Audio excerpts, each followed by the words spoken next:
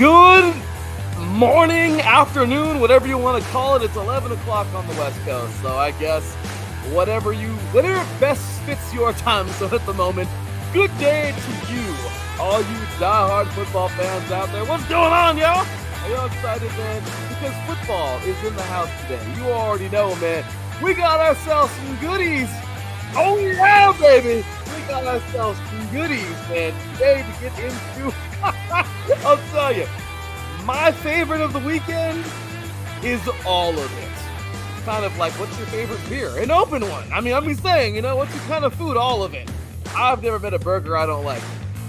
And I've also never met a football game I didn't like. I'm just saying. All of you defensive game haters out there. Ladies and gentlemen, what's going on, everybody? Welcome to 3 and Out. Mega 3 and Out, the second installment, if you will. We just combine all of it. We say hell with it. We just put all the football together because we can. Okay, so it's going to be a fun one today. Ricky and Teran joining me in a few moments. But my goodness, modern day, the outright champions. I guess the question is now, where does this modern day team rank amongst all the other historical modern day teams?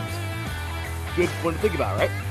Also, everything's bigger in Texas, right? Including the upsets. Oh my gosh. Texas high school football is on its head. And why not, right? 3C2A championship. San Mateo reigns supreme. That's right. We got the NJCAA championship coming on up in just a couple of days. NAIA championship set. Division 3 semis are set. Division 2 championship is set. FCS semis are set. Bowl season is underway, and NFL Week 15 was a doozy. Oh my goodness. And tonight we got 2 games that I don't even want to watch. You are welcome into 3 and Out right here on iSports Radio. You direct people for all that is sports.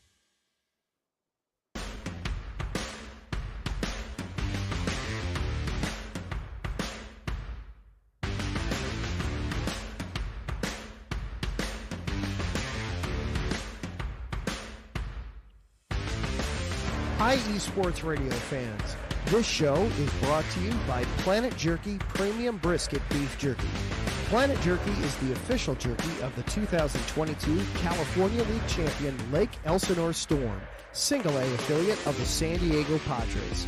This all brisket jerky has gluten-free options, contains no MSG, no sodium nitrate, is low in sugar, and high in protein. Go to their website at planetjerky.net and follow them on Instagram at Planet Jerky. Planet Jerky, the jerky that's on a whole other planet.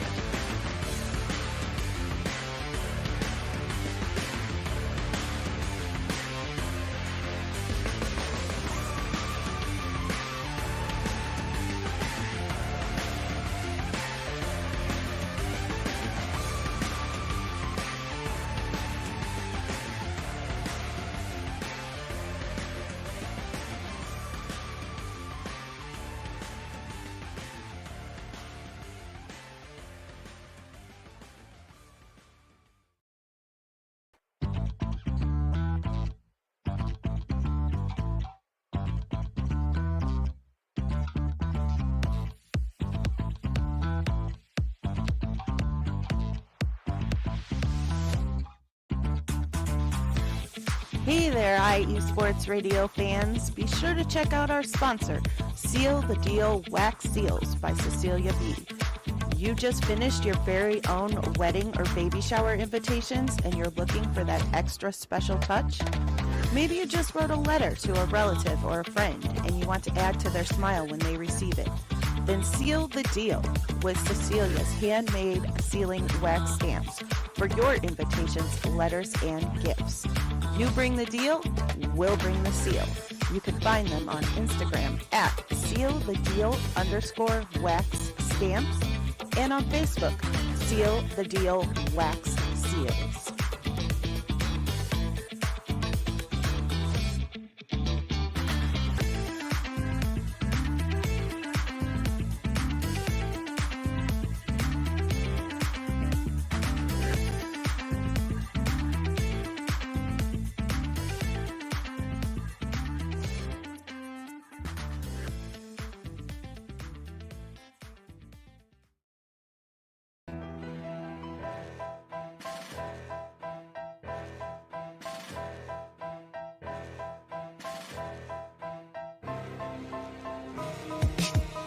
For the last 10 years, IE Sports Radio has been bringing you amazing content ranging from interviewing legendary athletes, coaches, and other authorized media personnel to building tailor-made shows dedicated to all major sports cities around the country. Make sure to follow us at IE Sports Radio on X, Instagram, Facebook, TikTok, and YouTube to keep up with the latest in sports and with all of our shows. Also, make sure to check out our daily updated website at iesportsradio.com. At iesportsradio.com, you can see our daily show schedule and check out all of our show pages with personal bios to learn a little bit more about each of our awesome hosts. In addition to our show pages, you can catch the iSports Radio blog, Hall of Fame, Fans of the Month page, and our merchandise shop, including t-shirts, tank tops, caps, long sleeves, hoodies, and more. For now over a decade here at IE Sports Radio, we've continued to be by the fans, for the fans, and we thank you all for your support and for making IE Sports Radio your direct feed for all that is sports. Oh, that's right, baby! IE Sports Radio, your direct feed for all that is sports. You already know what to do, man. Check us out, show us love, tune in, be a part of it. You know what to do. You know how to do it. You're all social media people down there. You know what to do. You know how to access all these gizmos and gadgets and what all this craziness down here, man. Check us out, show us some love, man. We appreciate you guys. Like, seriously, thank you. All your love, your follows, blowing up our YouTube channel. Gosh dang, that thing's gotten big. And honestly, we appreciate it, man. Thank you. It is so appreciated. Make sure you check us out, show us some love all over the place. We are everywhere. I mean, I don't even want to go Apple Podcasts, Spreaker, Spotify, iHeartRadio, everywhere. Amazon Music / Audible Podcasts, Google Podcasts, whatever. Okay, all that craziness down there. Show us some love, man. Give us a follow everywhere. X, Instagram, Facebook, TikTok at IE Sports Radio, man. Give us a subscribe, subscribe to us on YouTube, IE Sports Radio. All the goods, man. We are seriously your direct feed for all that is sports, man. Takes from everybody, showing love from across the U.S., man. We are that crew of diehard fans that just loves to give you what's on our mind and talk about the sports that all of us love. So check us out. Let's get to it, man. I could not do today's show because it's mega. It's a mega show. It's bigger than just me. It's all of us, right? Gotta show some love, man, and give props and love to all my people out there, especially these two that are a part of the IE Sports Radio Network along with me. Welcoming, of course, first he is IE Sports Radio Hall of Famer, the host of Set Point, talking all things volleyball, and, of course, the host of the SoCal Supreme Sports Show and co-host of 3 and Out College Edition every Saturday morning. My boy, man, the one, the only, Mr. Teran Rodriguez. What's going on, man? How you doing today, brother? Hey, Larry B. Thank you for having me on Mega 3 and Out yet again. This time, I'm here to stay. Yeah. Well, that's a good one, man. That's one of my favorite Korn songs. I'm a Korn fan, so Korn kid right here. So anyway, glad to have you, brother. Glad to have you along with us today. And, of course, our third musketeer, he was just on about an hour and 15 minutes ago on air, talking all them New York sports. And, well, let's just say he's joining us again because he loves football just as much as we do, ladies and gentlemen. Of course, he is the host of New York State of Sports here on IE Sports Radio, Mr. Ricky K. What's going on, man? How you doing today? Happy to be back for Mega 3 and Out once again as we bowling along and get into this fun playoff football atmosphere. Should be a lot of fun. Hey, man, anytime we can get mega on 3 and Out, it's just awesome. So please make sure to check out my boy Teran right here on all of his socials. They're everywhere. He's got more stuff, but this is just X, okay? So at Teran Rodriguez, the number 1, at setpoint_IE, and at SoCal Show IESR. And, of course, you can follow Ricky at RickyNader555 because that's just a cool Twitter name. I'm just saying, it's kind of cool. And, of course, at NY State Sports IE. And you can follow me, bro, Larry B, at the THEE_LB53.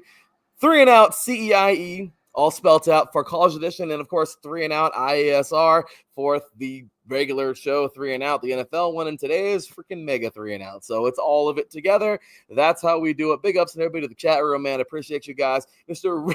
Ralph Calise in the chat, man. Appreciate you, brother. Yeah, man, tuning on in. We're excited, man. We're ready to roll. We're going to have ourselves some fun today. We're talking NFL. We're talking college.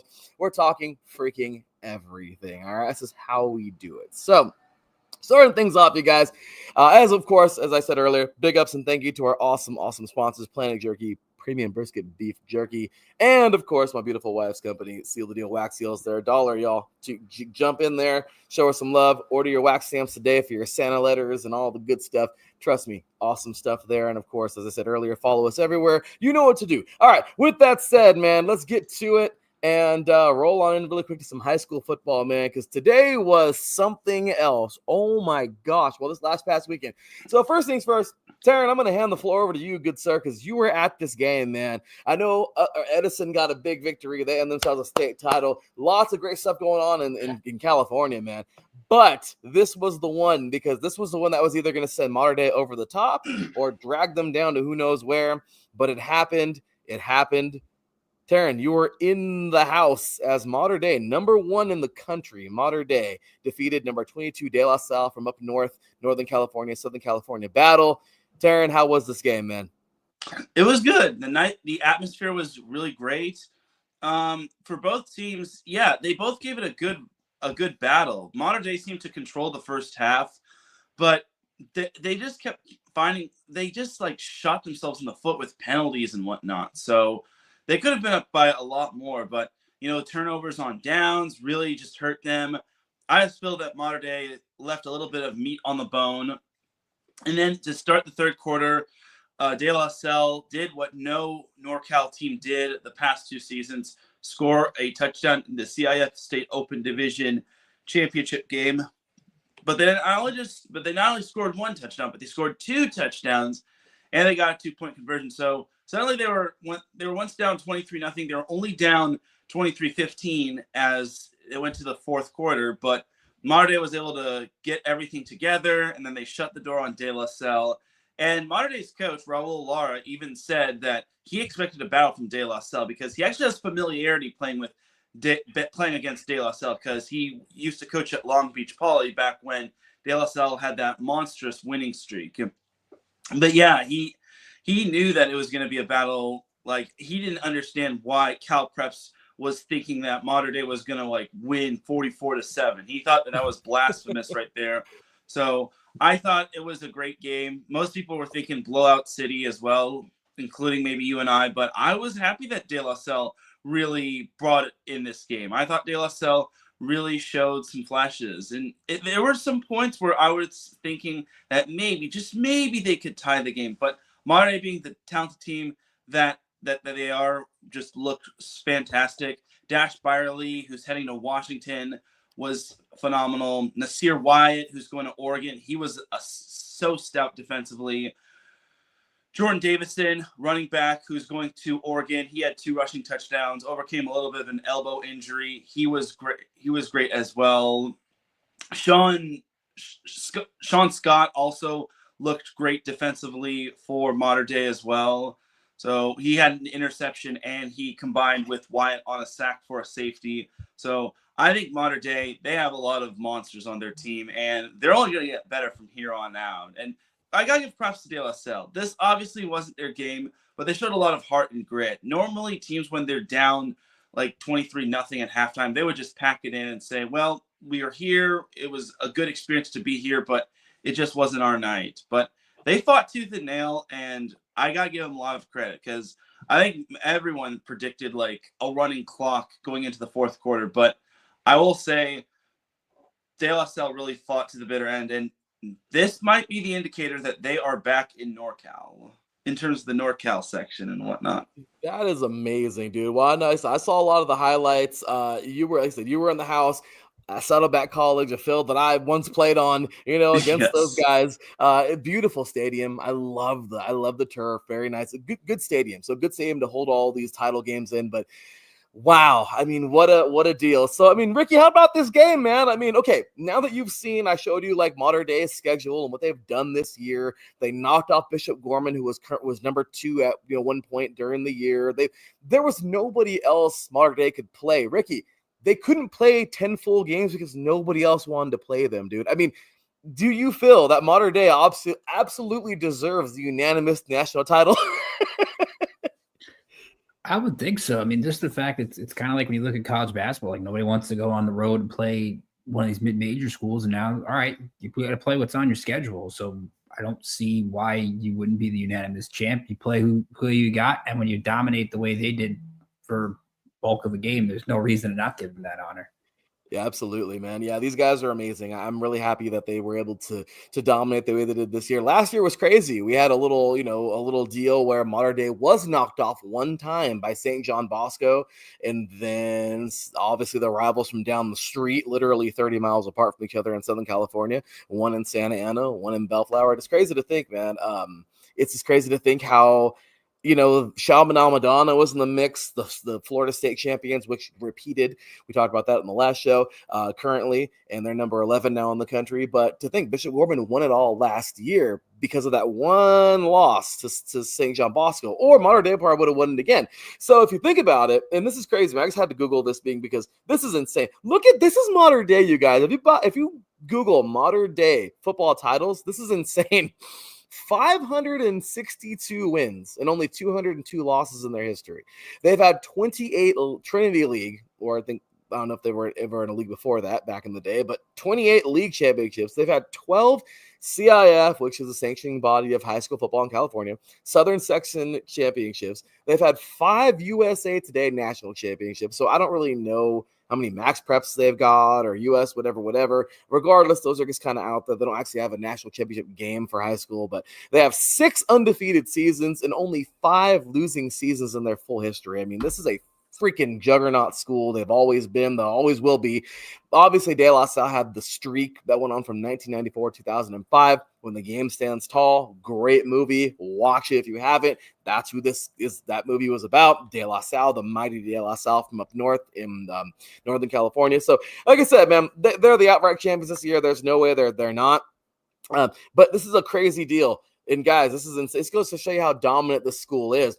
This is their 5th championship since they won in 2017. So they've won 5. They've won 5 in the last, 8 years? I want to say around there. I mean, that's insane, So like I said, Mater Dei just does it again. This team is amazing. And what do you do? So anyway, closing statements on these guys. Yeah, for Mater Dei, I actually interviewed Raul Lara and a couple of players, which I'll be posting later on the day. Raul Lara actually said that he had a lot of firsts in this game. He got his first win over De La Salle, first state championship, because he actually played in a couple of state championships with Long Beach Poly, lost by 3 in the first one, then lost by 1 the second one.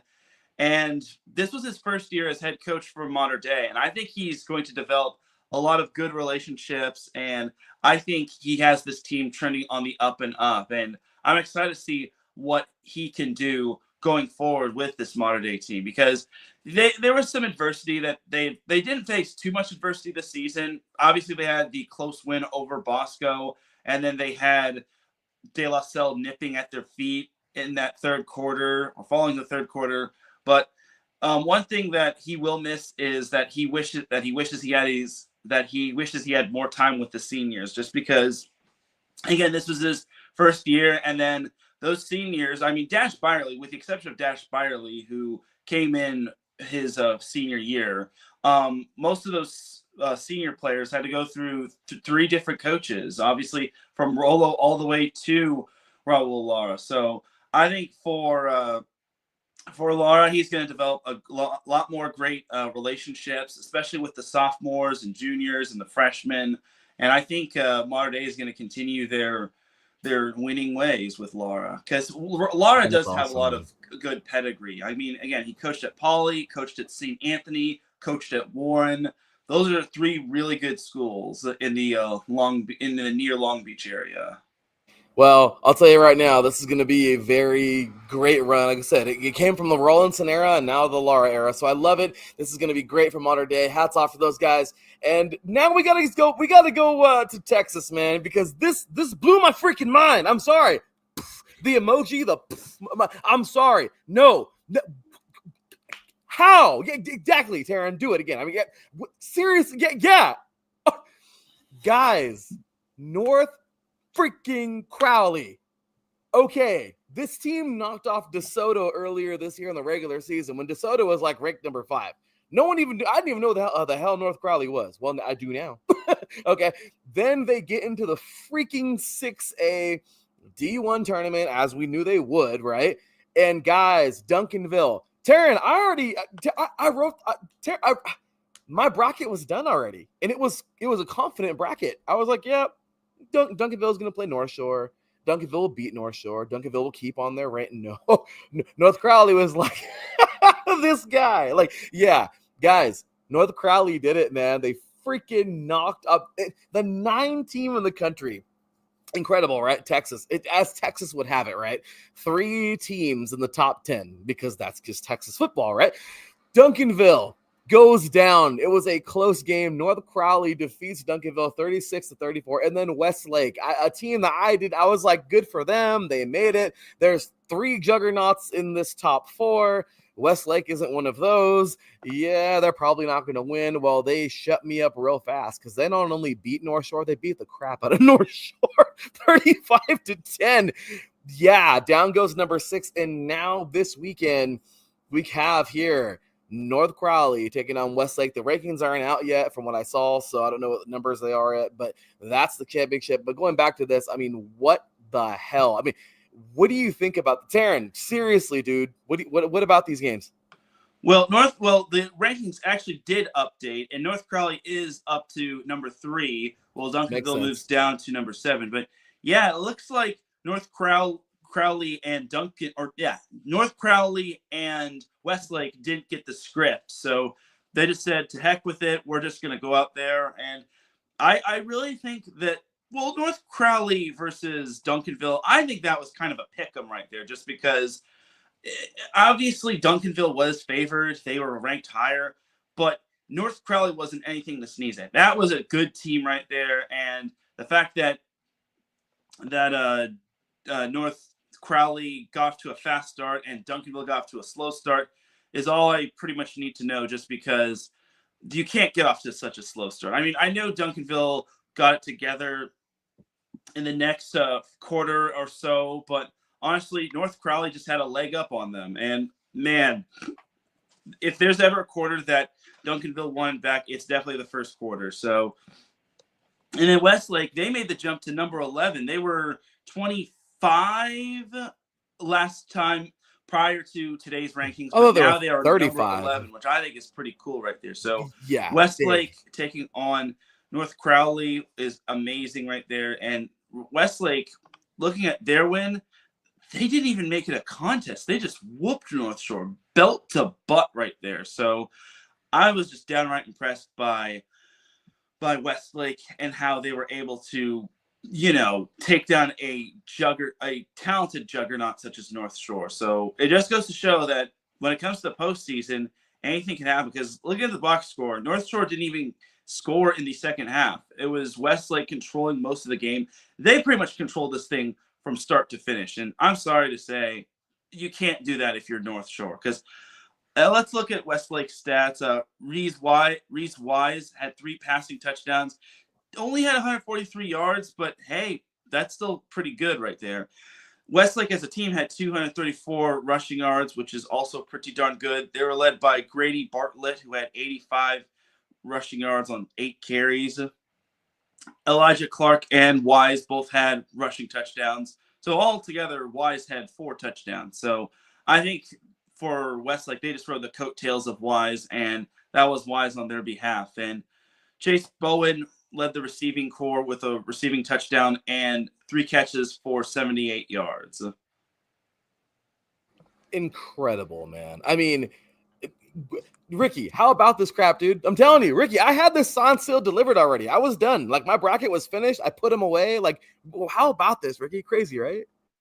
Well, I think the Westlake coach must have heard you say that and probably played that for the team, because, I mean, North Shore beaten them 2 times this year, and it's really hard to beat a team 3 times. And like Teran was saying, the Westlake defense, I mean, 10 tackles for loss. They did a really good job controlling the line of scrimmage. And it's clear that those players came out with a lot of extra motivation to win this game and dominate this game. And it's more so that I read the backup running back even did some good things. So they had a little bit of different things in the playbook for North Shore this time.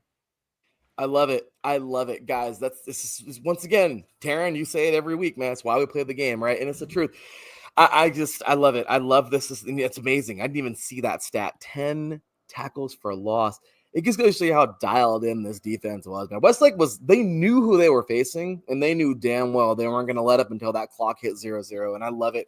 Good for them, man. And that's it. Here it comes, you guys. That's it. This Saturday, we get it in North Crowley taking on Westlake.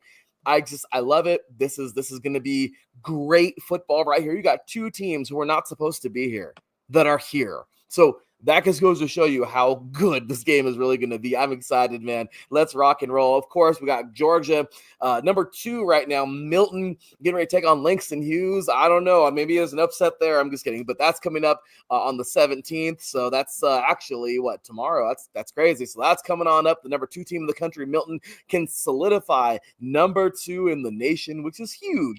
Good job to those guys. Hats off there. And really, if you look at the rest of the rankings, everybody's pretty much done. Carrollton, also out of Georgia, currently the number 4 team in the country. They will be taking on Grayson on the 18th in the, the 6A bracket there. So, everybody's pretty much done in the top 10 except for those 2 Georgia teams, and they'll pretty much still, in my opinion, they'll solidify. We'll see where the Texas teams go and where those final rankings fall. But hats off this year to all these high school champs, man. All these state champions. I love it. I thought it was hilarious yesterday after because right now, of course, we got state championships going on in pretty much all states for high school. I thought it was hilarious that the Philadelphia Eagles put on their Twitter account state champions after they beat Pittsburgh. I thought that was very funny to me. I'm sorry. I thought that was we'll get into that game in just a little bit. Oh boy, the Steelers. Oh my gosh. I have comments. I just don't know I don't know. They're not bad comments. The Steelers. Anyway, bad games happen, but we'll get into them in a little bit. But anyway, once again, congratulations to Mater Dei, which should be the outright champion. Let's see what happens in this Texas battle. Hats off to those 2 Georgia schools. Can Carrollton close the door? Can Milton close the door? Let's find out. There we go. So, real quick, on to the 3C2A. I just want to give a quick congrats, man. Oh, one more thing for high school football. I'm sorry. Go ahead, Teran. Go ahead. Yeah, don't worry. I'll make this quick. So Miami Northwestern, which was coached by former NFL quarterback Teddy Bridgewater and Louisville legend, his team did it. They wound up winning the state championship, knocking off Reigns 41-0. Congratulations to Teddy Bridgewater in his first season, mind you. So the Northwestern Bulls did it. And I know they just moved up 3 spots, but that's still pretty incredible right there. That they're the number 7 team in Florida, number 47 in the nation. And that's pretty darn incredible that Teddy Bridgewater found peace following his NFL career. And he led Northwestern in Miami, Florida to a state championship. So great job to Teddy. And we look forward to seeing more championships to come. Maybe in the higher division. That's pretty cool. I love that for him. Like, seriously, Ricky, what do you think about that? It's a good trend to see these former college stars or NFL stars having some success with coaching. With Dion stuff with Colorado. There was the report that just came up a couple hours ago out in Virginia that Michael Vick could maybe be coaching at Norfolk State. So it's really interesting to see these stars. Like Eddie George has done it.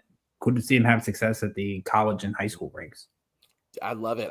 You're right. I love when you see this. It's the coolest thing. Teran, we just recently heard you gave me the news. Carson Palmer is going to Rancho Santa Margarita. I forgot to say that on last week's 3 and Out College Edition. Yeah, Carson Palmer is going to be the head coach at Santa Margarita for football, which I think is pretty darn incredible right there. So he goes back to his alma mater, and I think his son plays on the football team. So I think Palmer is going to enjoy coaching his alma mater. And hopefully we can see Santa Margarita back up into the ranks of the national contenders, just because they have a good team. It's just that the problem is that they're in a league with St. John Bosco, Mater Dei. Olu was good as they had TJ Lateef at quarterback going to Nebraska. Jay Sarah's also pretty darn good. And Servite had themselves an incredible year. Like all 6 of those Trinity League teams made Division I in the Southern section for CIF in football. So I think for Santa Margarita, they've got some work to do, but I'm confident that they'll be able to get over that hump in that little hodgepodge of high school football in the Trinity League right there. I'll tell you what, the Trinity League, man, I mean, some argue that's the best league in the entire country. I mean, come on, man. Modern day champions. St. John Bosco, they just won a championship in 2022. Coach Negro's doing an amazing job over there. Santa Margarita, we just talked about those guys. You got the mighty Servite. They've been around for a long time. Right? I mean, you said Olu this year, man, they fought Bosco in the freaking semifinal of the Southern Section Division I. I mean, them, who else you got in there? Jay Sarah, they're a solid team. Jay Sarah, I mean, these are all incredibly strong private schools. People move to these cities so their kids can play there. I mean, just says it, guys. I mean, that Trinity League is nasty. So Carson Palmer, will he be the next one? Will he be the one to dethrone Modern Day? I don't know. I'm just saying. We'll see. We'll see, man. But I love it. Hats off to Teddy Bridgewater's team. Who did he coach again? Northwestern? What was Miami Northwestern. Miami Northwestern. Hey, in Florida football, man, you already know Florida football had nothing to play with, man. Those schools over there are major schools. So too bad these guys couldn't recruit those guys. I'm sorry. We'll get into the U later.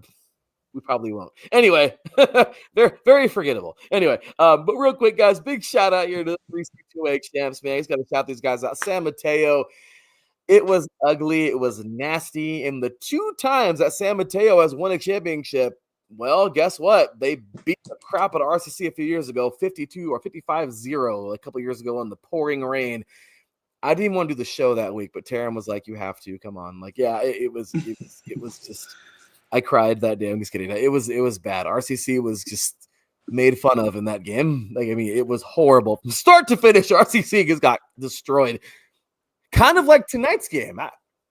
The Raiders will probably get beat the same way tonight. I'm just going to put that out there. But maybe 54-0, we'll say. Anyway, regardless, though, San Mateo does it. They beat the brakes off of San Antonio, man. Mount San Antonio, 43-11. We know Coach Kraft retired this year from Riverside. This was a game where Riverside was just inches away from winning this thing, man. Couple penalties in the last drive set them back.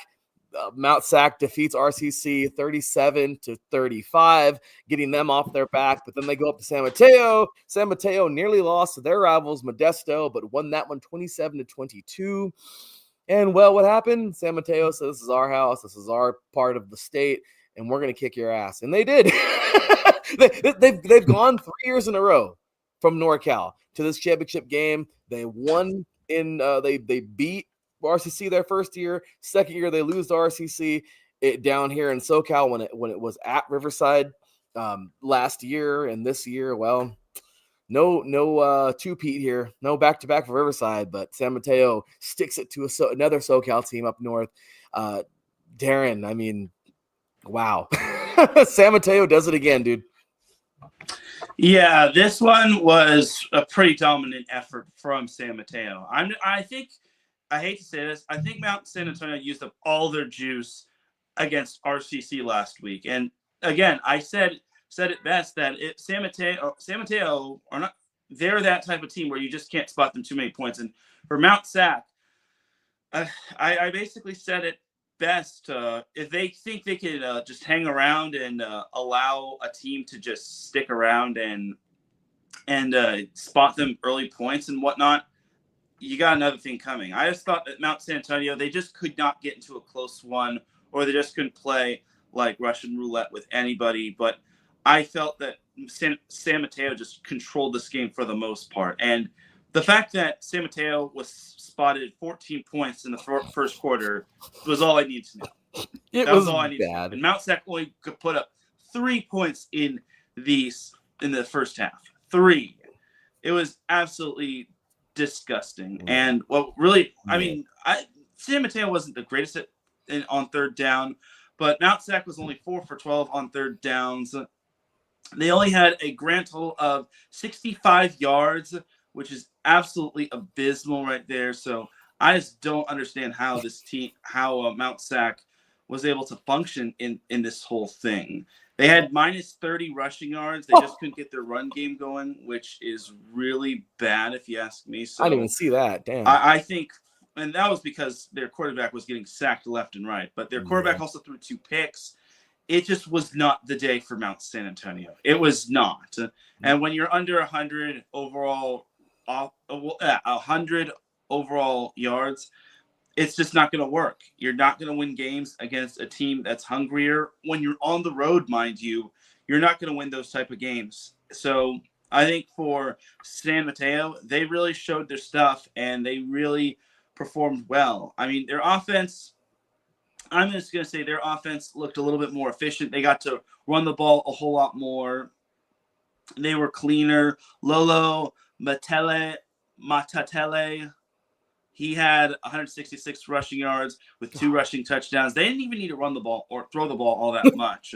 As Dominic Ingracia was 10 for 23, so only had 80 passing yards. So I think for San Mateo, they just once they got to that big lead, they just needed to control the clock and have their defense do their thing. Cruise control, man. Ricky, how about this game, dude? I know we're just throwing you into the fire with all this new stuff, but obviously you see all these stats. These guys are going to a team near you. Syracuse might be getting some of these guys to go to their team. You have no idea, Ricky. So, I mean, what do you think, man? How about this game, and how about San Mateo's performance?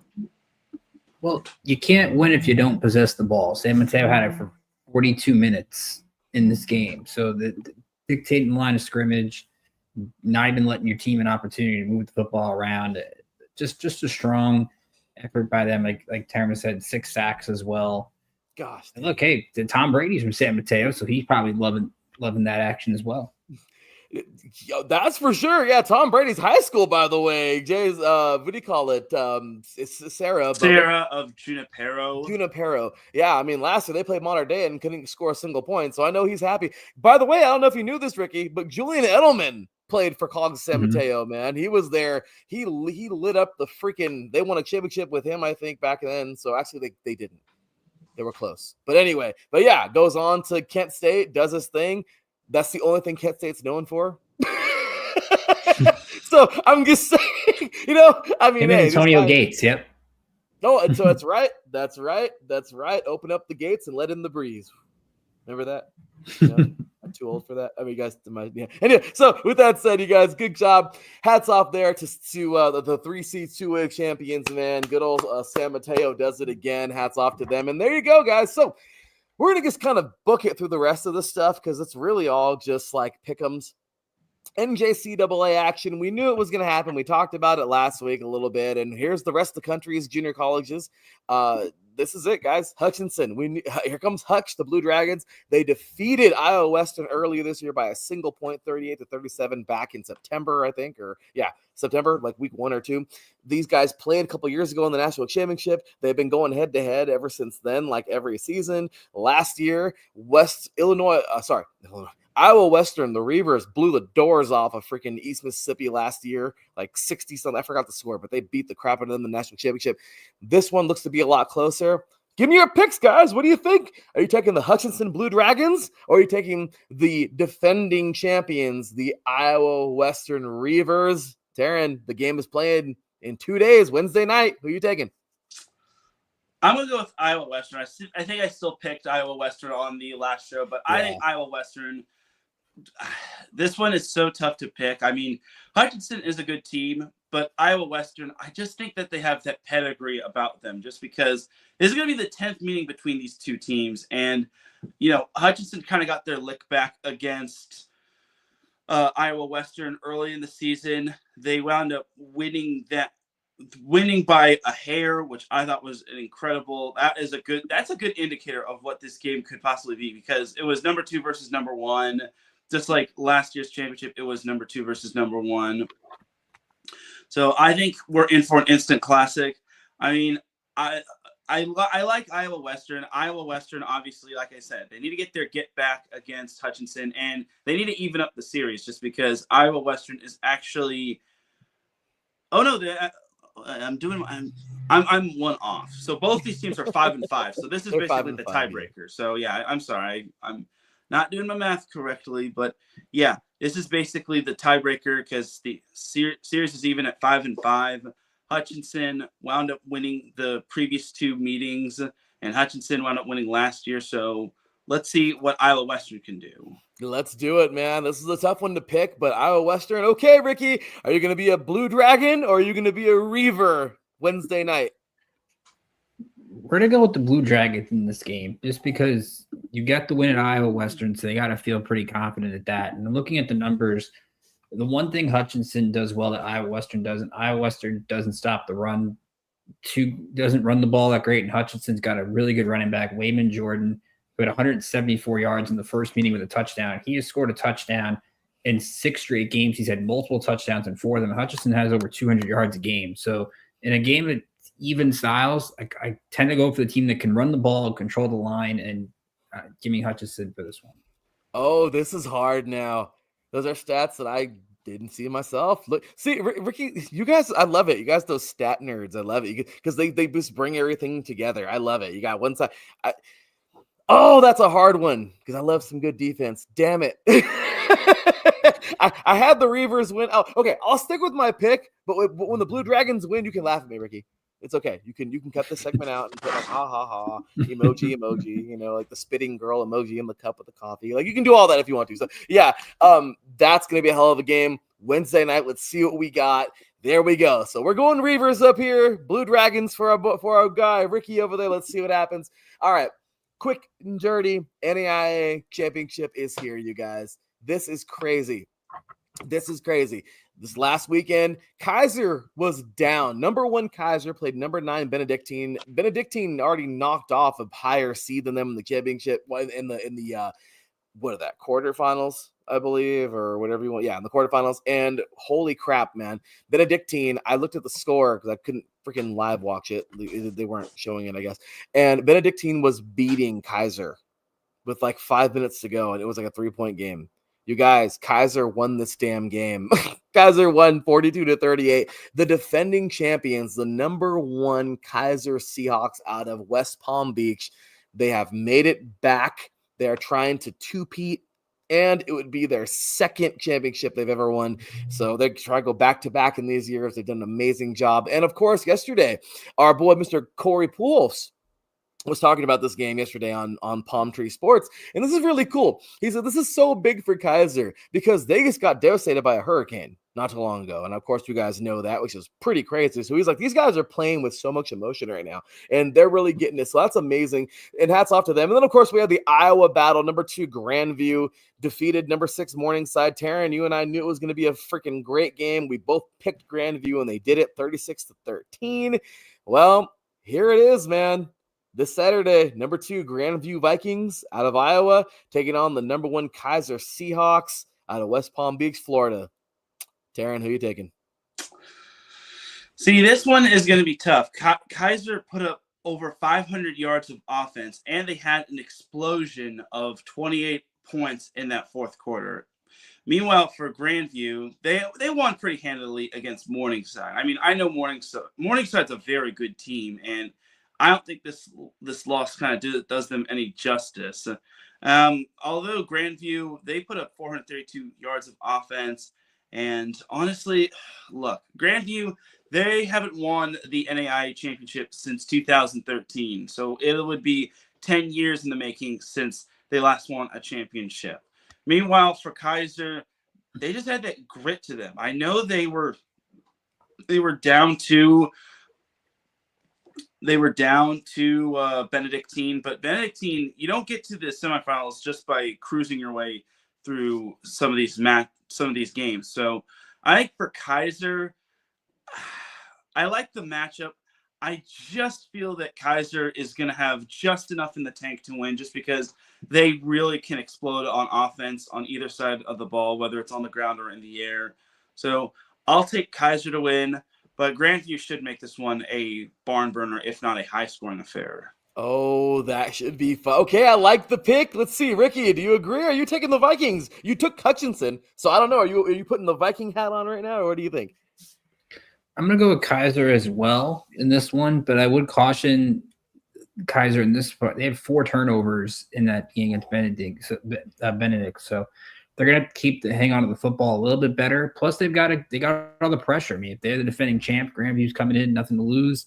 A lot of confidence going off a really dominant performance in their semifinal game. I think Kaiser eventually wins, but keep an eye on the turnover battle in this one. I love that. Good stuff, guys. Okay, I'm going Kaiser as well, too, Pete. Let's see what they do. But here it comes, man, coming our way. So D3 playoffs really quick. Here it is, guys. Wow. I mean, this was just, dude.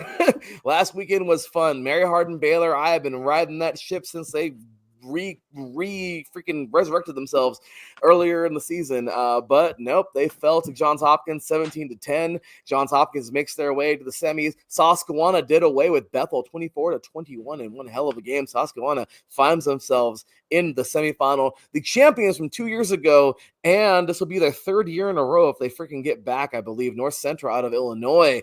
You have something to cheer about Adam Karnick over there in Illinois. It's about the only thing he has to care about. So, hey, let's see if North Central can do it. But yeah, they have made their way back, defeating Hope 41-21 in Springfield. Well, I'm sorry, that was Springfield. They defeated 27-3. They defeated Springfield, and Springfield was the one who took down the defending champions. Of course, Ricky, we talked about this last week. Cortland 40-28, while North Central gets whipped. Springfield 27-3 find themselves to take on Susquehanna. And then, of course, Johns Hopkins taking on the mighty Mount Union, who knocked off Salisbury out of Maryland 38-14. So here we go, guys. This weekend, of course, we'll talk about this again this weekend, Teran. But here it is, man. Semifinals, North Central and Susquehanna, Mount Union, and Johns Hopkins. Who are you taking, Teran? I got Mount Union winning, but if Johns Hopkins can play their defense the way that they have been playing this postseason, I think they can give Mount Union a run for their money. But I think Mount Union is going to edge out the win. I feel this one could be low scoring, maybe not a team surpassing 30 points. So I think Mount Union can beat Johns Hopkins. And then I got North Central beating Susquehanna in a thriller. I think North Central will have their way over Susquehanna offensively, and they'll eventually chew up the clock and win. Good pick there. Okay, good picks. Good picks. Ricky, how you feeling about these? Well, I'm going to go with Johns Hopkins over Mount Union. I just think we look at Johns Hopkins defensively. I mean, they don't score that much, but they're going to defend. And I think in these kind of playoff games, I tend to lean toward defense. So I'll go Johns Hopkins there. I'll take North Central as well over Susquehanna. Susquehanna's got a good running back, though. Rashad Lamons had over 120 yards and a touchdown against Bethel, so he's going to be a player to watch in this one. But you talk about a North Central team that played Springfield, who beat Cortland, as Larry mentioned, and they held Springfield at 3 points. Springfield's putting up like 40 points a game in this postseason. So I'll take it'll be a North Central Johns Hopkins final. That I love it. Okay, so I love this. This is great. Okay, so Teran, you had Susquehanna winning. No, I had North Central. I'm sorry, Northwestern, but you said Mount Union. Yeah, Mount Union and North Central. Okay, so we're all taking North Central. I think that's gonna be close. Oh, that second game is a hard one. I gotta go with the mighty Mount Union Purple Raiders. Why? Because some Raiders have to win, not the ones in Vegas, but these ones from Ohio, not the ones in Lubbock. Nope, not those ones. Not the blue ones, not the red ones in Lubbock, not the blue ones in mid-Tennessee. There's more, I know there is. But the purple ones, definitely not the black and silver ones in Vegas. Oh, God, no. Those ones can't seem to do anything right. But the purple ones, I'll take the purple ones. So let's see what they can do. This should be a great battle, but we'll see what's going to happen here. All right, guys. And then, of course, running into Division II, the championship is set.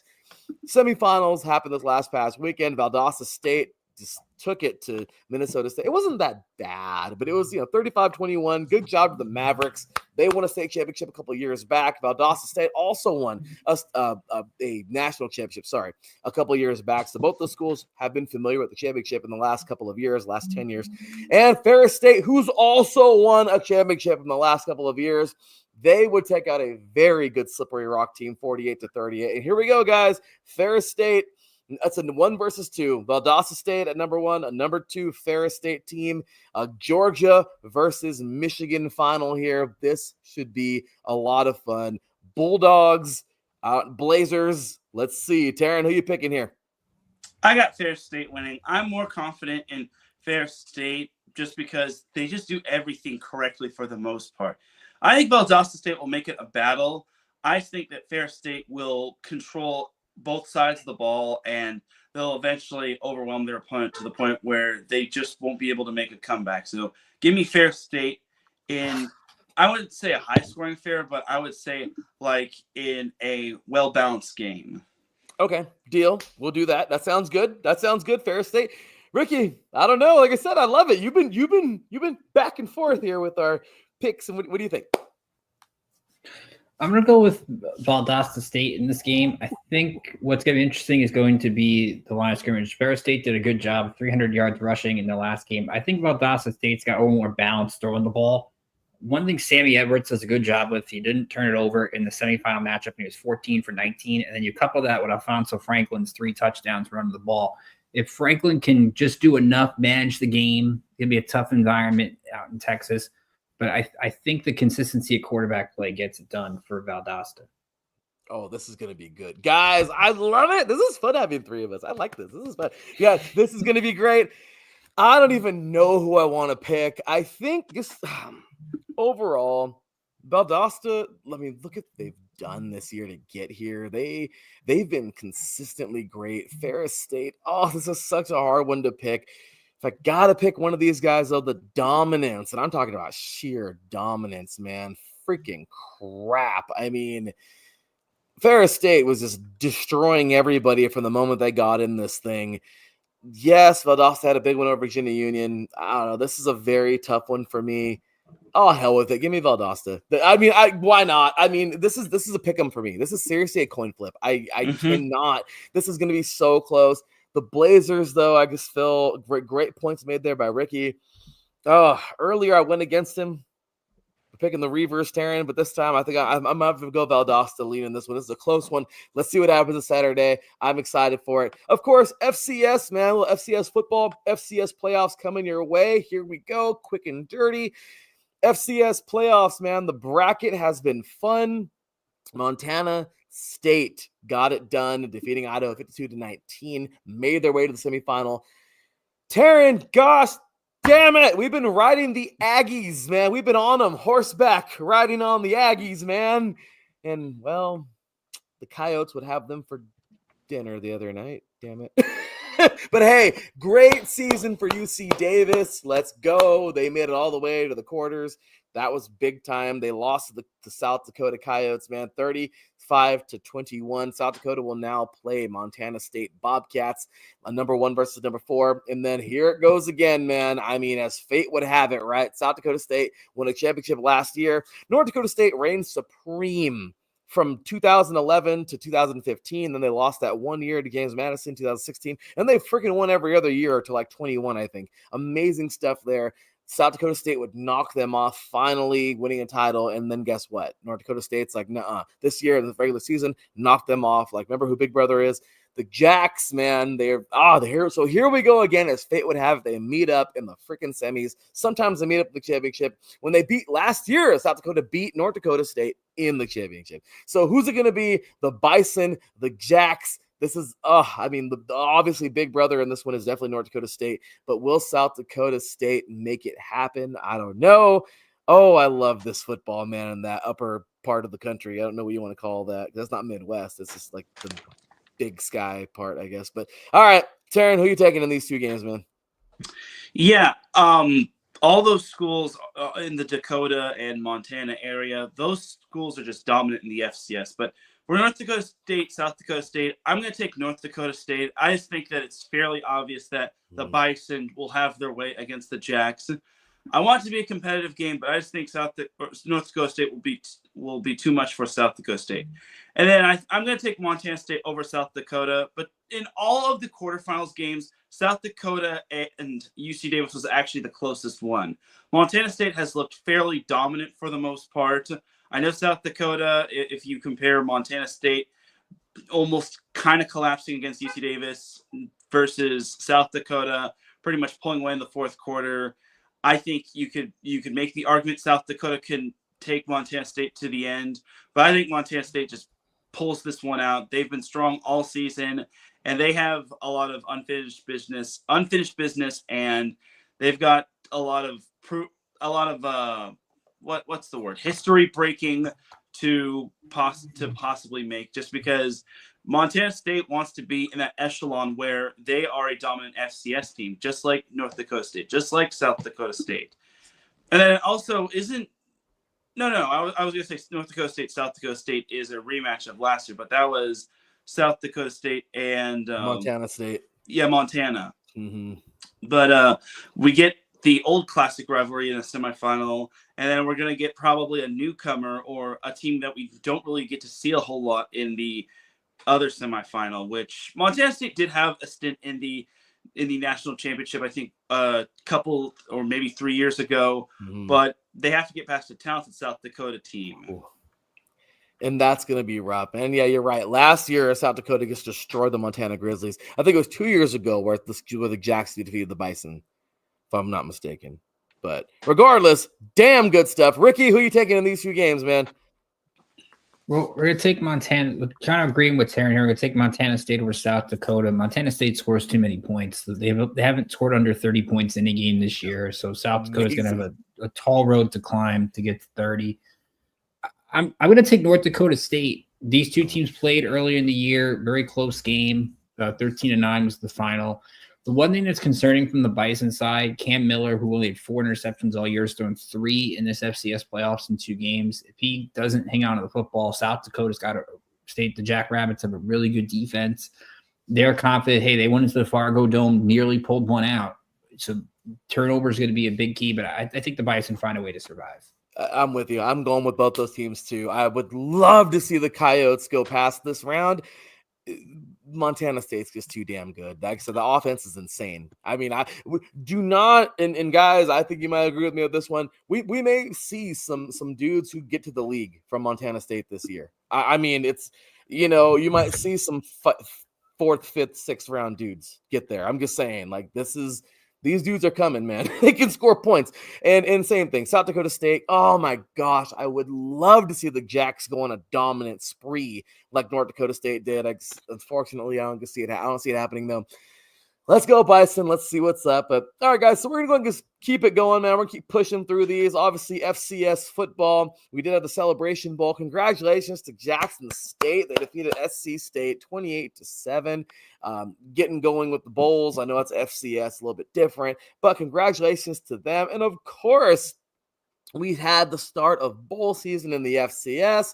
But of course, I want to highlight 2 things before we start. Congratulations to Heisman winner Travis Hunter winning the Heisman. Yep, that's right. That's right. Getting that Heisman. Strike a pose. Yep, that's it, guys. That's it. Striking the pose, getting that Heisman out there. Travis Hunter gets it done, man. 2-way player. I mean, I don't see how he couldn't win it.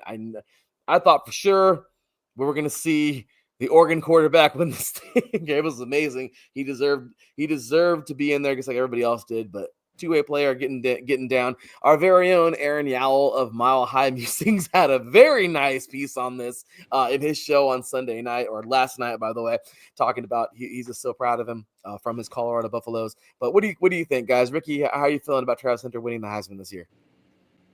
It's the right choice. I mean, I know you make an argument for Ashton Genty from Boise State, but Boise State didn't really have any big games after week 2 against Oregon. Hunter, to me, total difference maker. I'm interested to see what he is in the NFL, because I was thinking about this yesterday. I feel like you draft Travis Hunter if you're a piece or 2 away from winning. I don't really know what he can do for a rebuilding team, because he's going to want to do both, but a rebuilding team isn't going to want him to do both. I'm really intrigued to see what NFL team gets him and what their plan is. They're going to play him a corner with a bit of wide receiver. They're going to play him wide receiver, a bit of corner. To me, he's the guy you complete your team with, not a guy you build a team around. And I think that's rare for the NFL to have that. But I couldn't think of a team in the top 10 right now that is a piece away, a Travis Hunter away from contending, which makes where he goes very interesting. That is a great take. Because, hey, I mean, it's true. Sometimes, who was it a couple years ago? Not a couple. We're talking about 10 years ago. My gosh. He wasn't a Heisman either. He was a tweener. He was like a linebacker safety. Jabril Peppers. The guy was phenomenal. I mean, he was a linebacker that could play safety. I mean, the guy, and he's still around. He's still in the league. He's still doing his thing.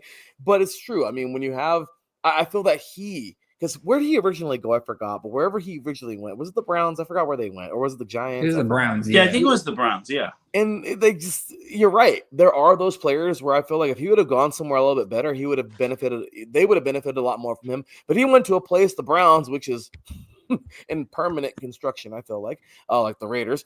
And you see, so that's a great point, Ricky. I like that a lot. So how do you feel about this Heisman winner here, Teran?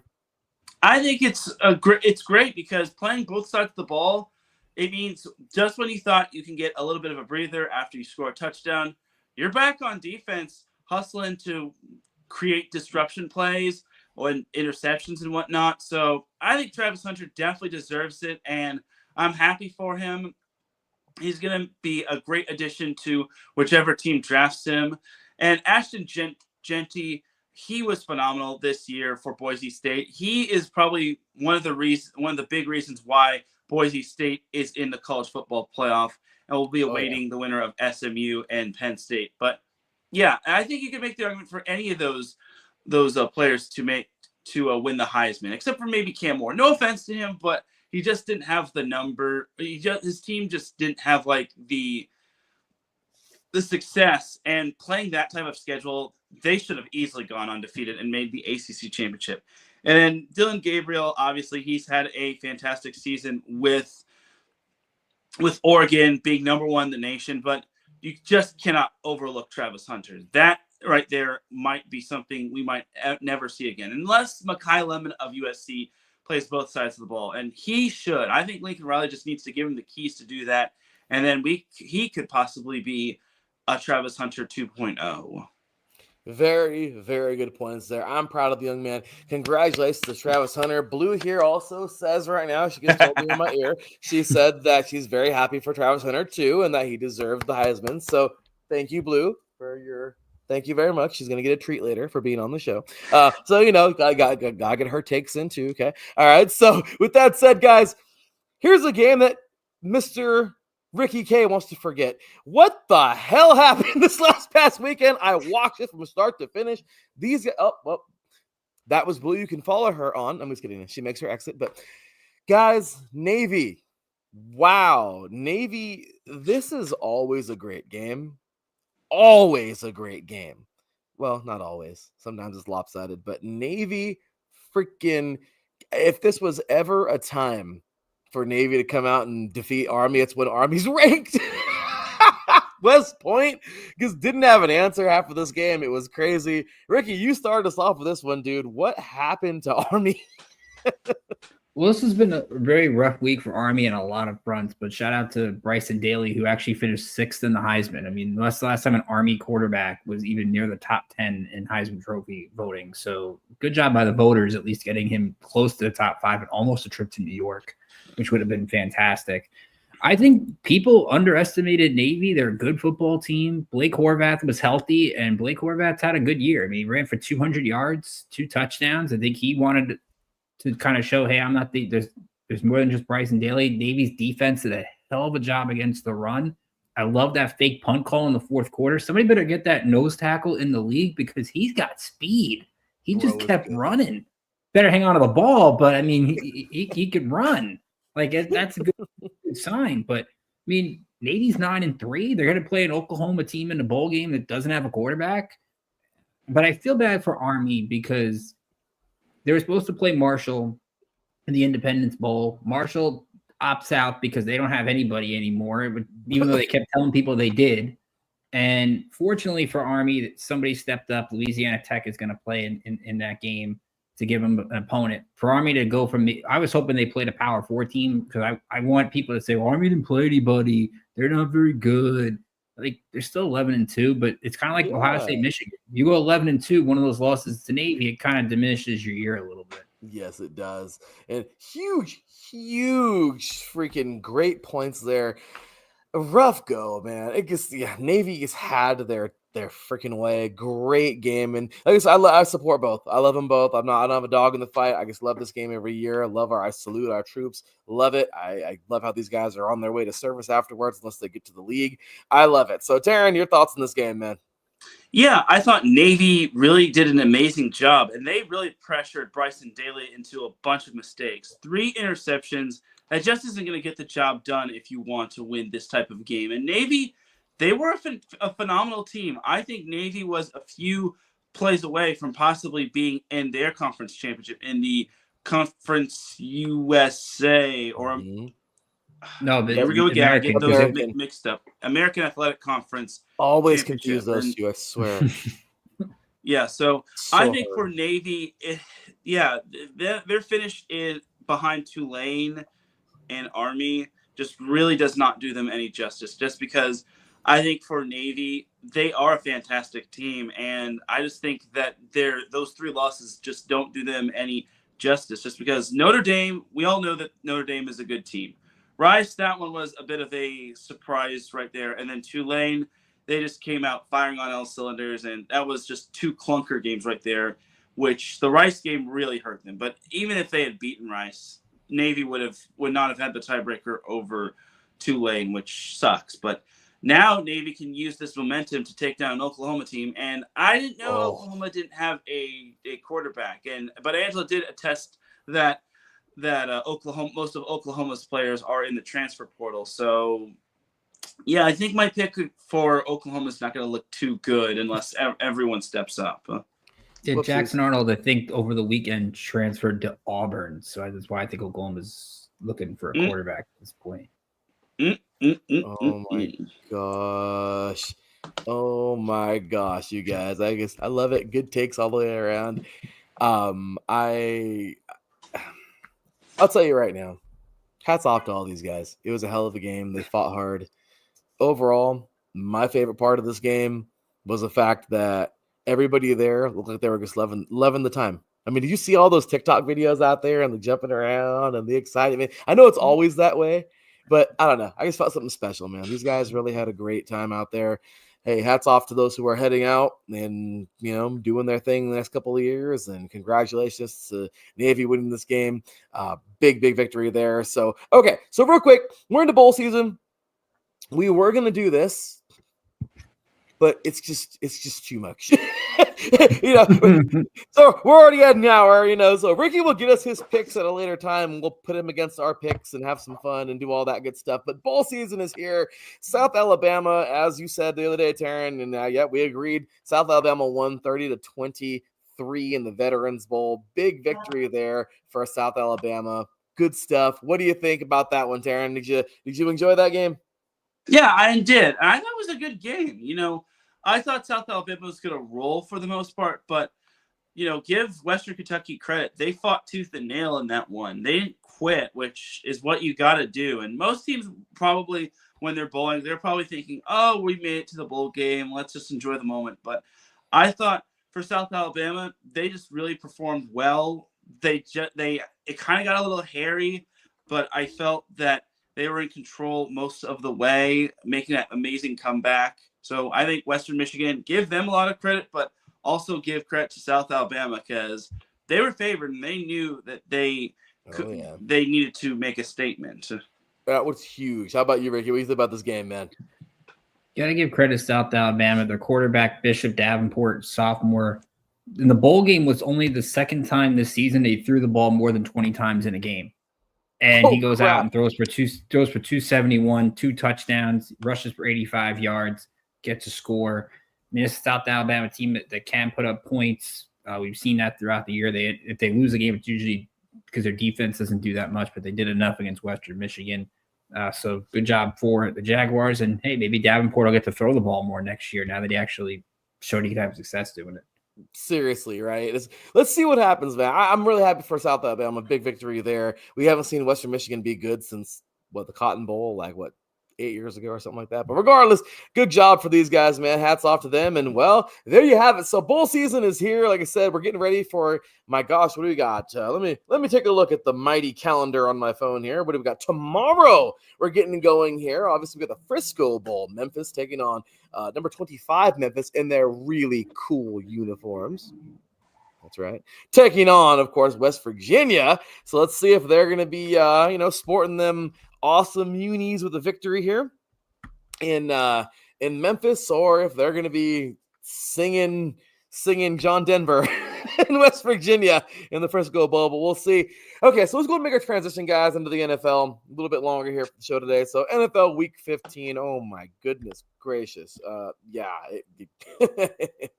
NFL is fun. So here we go, guys. We're going to just go through these pretty quick here. Thursday Night Football. People didn't like this game. But you know what I say to those people? I like defense. Okay, screw you all. I'm sorry. That was a great football game. I know the conditions weren't the best, but damn it was a good game, man. The Rams knock off the Niners. The Niners just lost the season. It's over. They just end of the year. Sorry, goodbye. You are the weakest link. Rams win this one, man. Big victory there for the Rams because they are fighting like hell for that playoff spot. Teran, you cover these guys, man. What about this game? Yeah, this was one of the more fascinating games. I thought the Rams really did a great job defensively. And the thing about that gets overlooked is that Matthew Stafford did not get sacked one time again in this game and in the Buffalo game. So, the offensive line is so young and so beaten up and inexperienced for the Rams, but the offensive line deserves some credit. Matthew Stafford not getting sacked against the Niners defense that saw the return of Joey Bosa, that has Fred Warner, that saw the return of Dre Greenlaw. Mm-hmm. That's impressive right there. On the road, mind you. So the Rams are very deserving of this win. And Josh Carty, I know he missed a crucial extra point, which could have cost the Rams in their game against Buffalo, but he really made up for it. And having a good game in those weather conditions, I know second half it wasn't raining, but that really boosts his confidence, and it really does make the Rams' job a lot easier in terms of keeping him. So I thought that was great. I know, and like I said, the defense stepped up. The offense was efficient. It wasn't eye-popping, but it was still to the point where the Rams wound up winning a good game, a really good battle. And I think this is the first win in the Sean McVay era where the Rams didn't throw a touchdown or score a touchdown. Oh, crap. We should look at that. Well, big victory there for the Rams. How about this game, Ricky? Well, Sean McVay owns Kyle Shanahan. I mean, every time the Rams seem to play the 49ers, Sean McVay seems to have the better of them.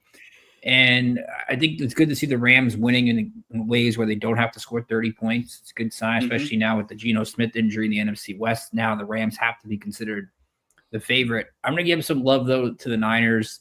I know they battle a lot of injuries this year. Shout out to John Lynch in the front office for not cutting Devondre Campbell, but for just suspending him the rest of the year. It seems like the guy who basically left the game, decided to quit, and instead of giving him his way and cutting him, they said, nope, you're staying here. You're just not going to play the rest of the year and not get paid. So good job by the 49ers, for especially when you look at some of the injuries they've had all year, what's gone on with Charkandrick Ward and his personal life, and he's still playing. And you decide to just flat out leave your team. Just good job by the Niners for not letting him get rewarded with that. No, that's for damn sure. Agreed, man. Ravens destroy the Giants because they were supposed to. How about this one, Ricky? Well, they 16-point favorites. Lamar Jackson throws more touchdowns and Giants almost covered, but it's 5 touchdowns, 4 incomplete passes. And Lamar fumbled the first drive, and the Giants still couldn't do anything with it. From the Giants' standpoint, Tim Boyle, who was with the Jets last year, the Giants used their 4th different quarterback. They haven't used 4 quarterbacks since 1992. Tim Boyle throws the first touchdown since November 3rd.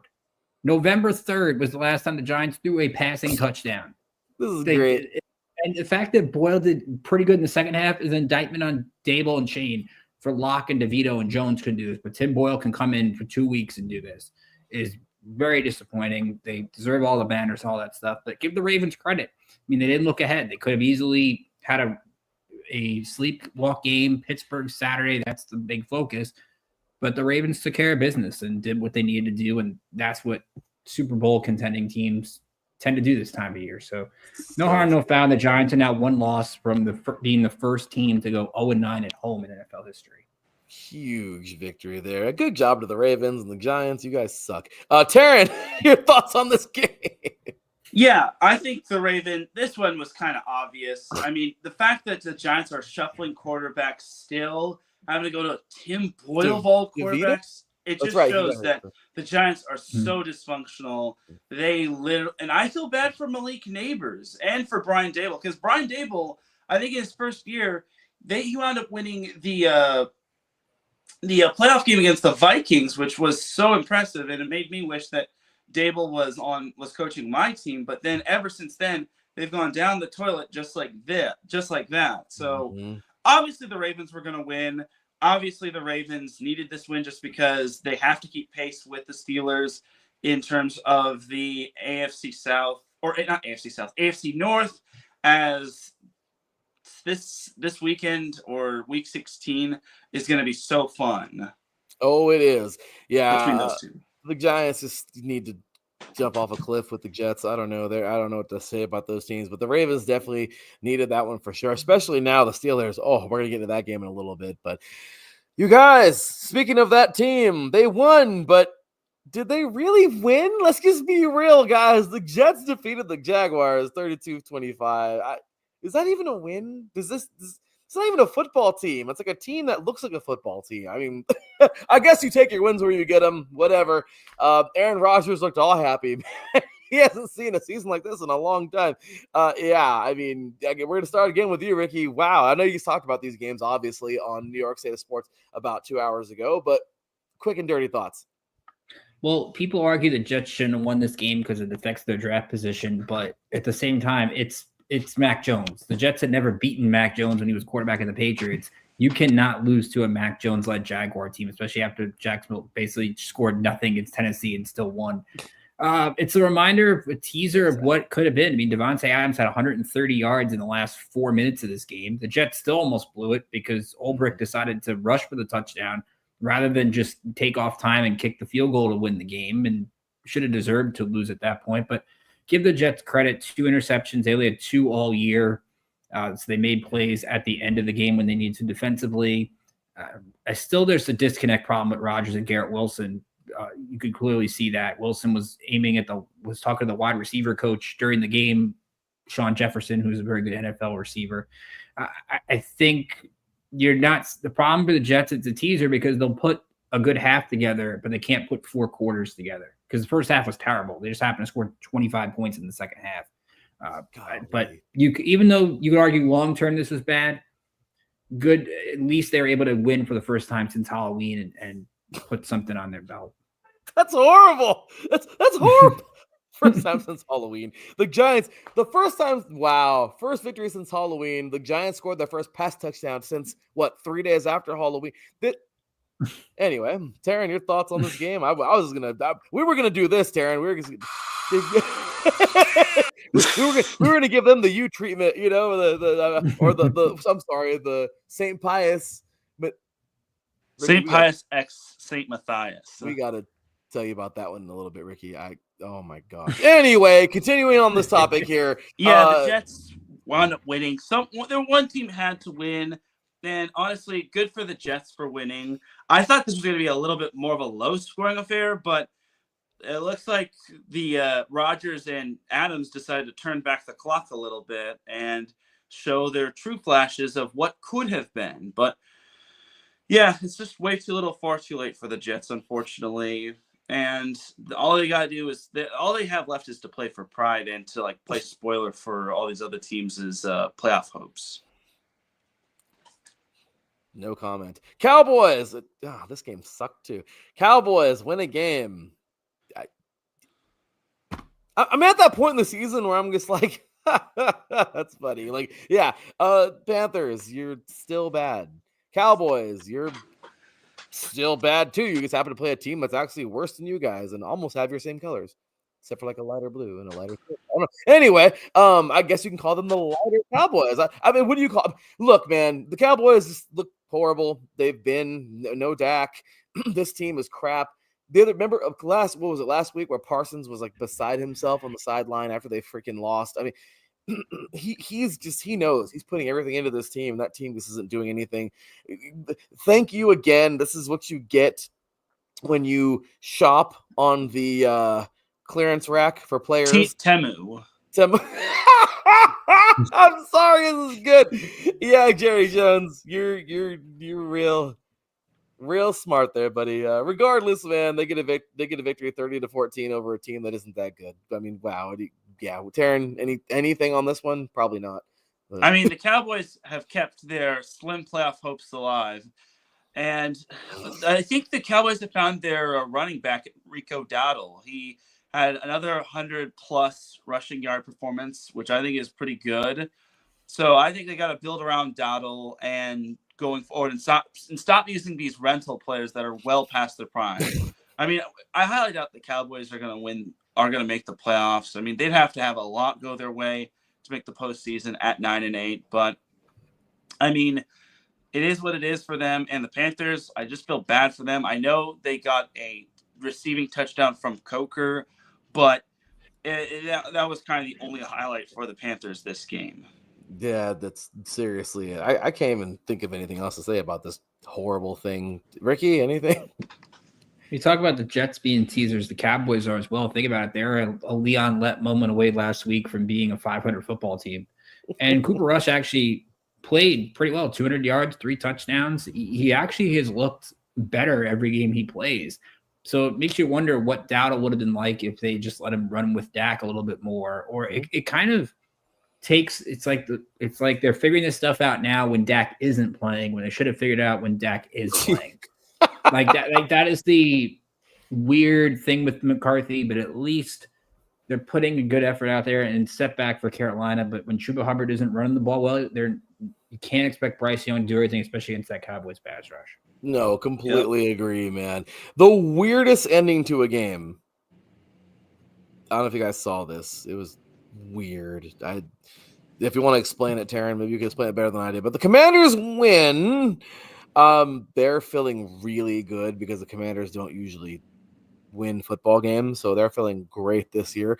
2019 over the Saints. The Saints actually played pretty good this game. It was weird. I don't know. So, Teran, your thoughts on this thing? The fact that the Saints have a slim chance of making the postseason is beyond misbelief. But, yeah, this is a game where Washington should have probably won by a lot more. Oh, yeah. At least their defense looked pretty decent, which was kind of the glaring issue for Washington this season. My only thing is that Washington was so close to possibly losing this game. Mm-hmm. I know the whole end of the game situation where I can't really explain it fully, but the clock should have just ran out, and Commanders shouldn't have even needed that final play. But thankfully for the Washington defense, they were able to come up big on the 2-point conversion.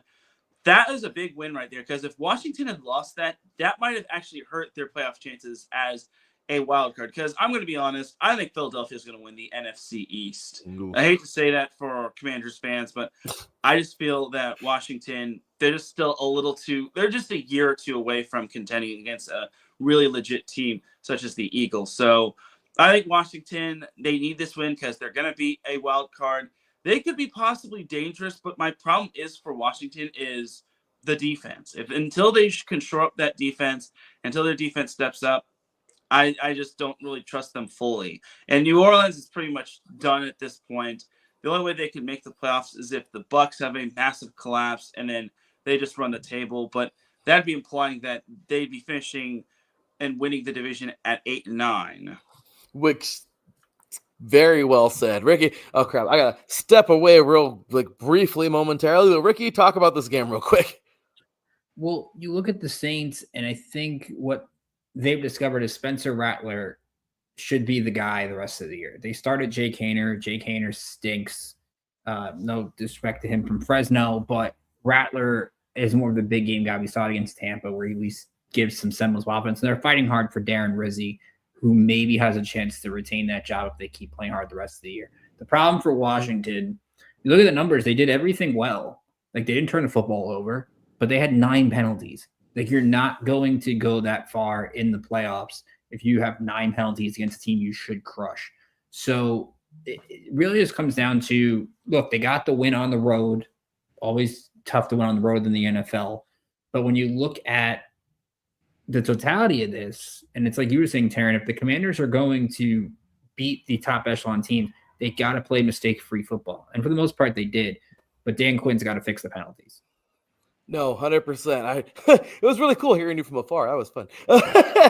But no, so true, man. I mean, overall, look, I really do believe the Eagles will probably win this thing. But overall, I mean, the Saints. Okay, so question for you guys: Derek Carr stays healthy? Does it does it for this year or just going forward? Because I think I actually would. Even if Carr is healthy, out right? For the entirety of this year. Well, yeah, and Taysom Hill. I'm just saying, if he were to stay healthy, though, how good are these Saints? I mean, I don't know if it would have changed too much. Mm-hmm. I mean, it's still a little bit of an upgrade from Rattler, but honestly, I just don't see Derek Carr as that flashy player like he was back in his rookie year with the Raiders. Nothing against Derek Carr, but I think he's found a better home. No offense to the Raiders, but I just think that he needs a better O-line. He needs a healthy O-line, and he needs a lot of like everything. He needs a competent head coach. He needs like a good O-line, really good receivers other than Chris Olave. He's been good. Yeah. And I'm not sure about Alvin Kamara. I mean, is he well past his prime? That depends on who you ask. But you also have Jamal Williams, who came in from the Lions, where I'm not sure what they're doing with him. I think he should be on another team because there are a lot of other teams that could use a good run game. No, that's for dang sure. So, okay, well, there you go. Quick thoughts on that. You want to add anything, Ricky? Something's up with Alvin Kamara. I mean, it's got to be injuries. He didn't do anything yesterday. They're showing more Kendre Miller. Olave's banged up. They're just they are what they are, and I think the question's going to be long term. Do they have the coach in place? And does that coach want Derek Carr? And I think that for the Saints, they need to get a quarterback. The problem is they're not high enough in the draft to do that. So Rattler might be good to put some resources into him. Very true. And why not? Screw it. He's younger. Let's just see what happens. But Bengals win a game. Yay! Again. And then the Titans that no one remembers. 37-27. Another game where I don't even want to comment on it. I don't really care. Yay, the Bengals win. Okay, cool. The Titans lose. These are two teams that are so irrelevant right now. Ricky, your thoughts?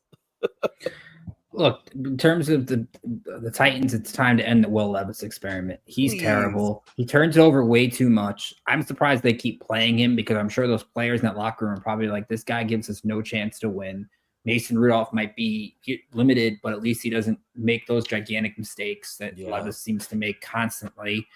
And the Bengals, it's just a reminder of what could have been. They could score a bunch of points. They lose Sam Hubbard. They can't defend, and it is what it is for the Bengals. Strong offense, not so great defensively, and they're going to miss the playoffs because of it. But, at least Joe Burrow's got a couple wins.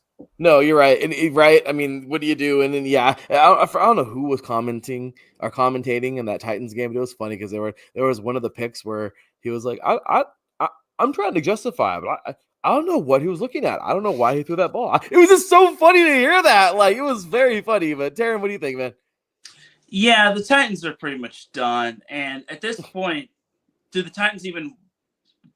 the Titans bring back Ryan Tannehill? Because with Will Levis, they're just not winning with him. And heck, Mason Rudolph did a whole lot better than Levis. Bengals still have a pulse for the playoffs. I think they've got Miami, Denver, and Pittsburgh left. I mean, Miami still also has a pulse as well. Broncos are nearing a playoff spot.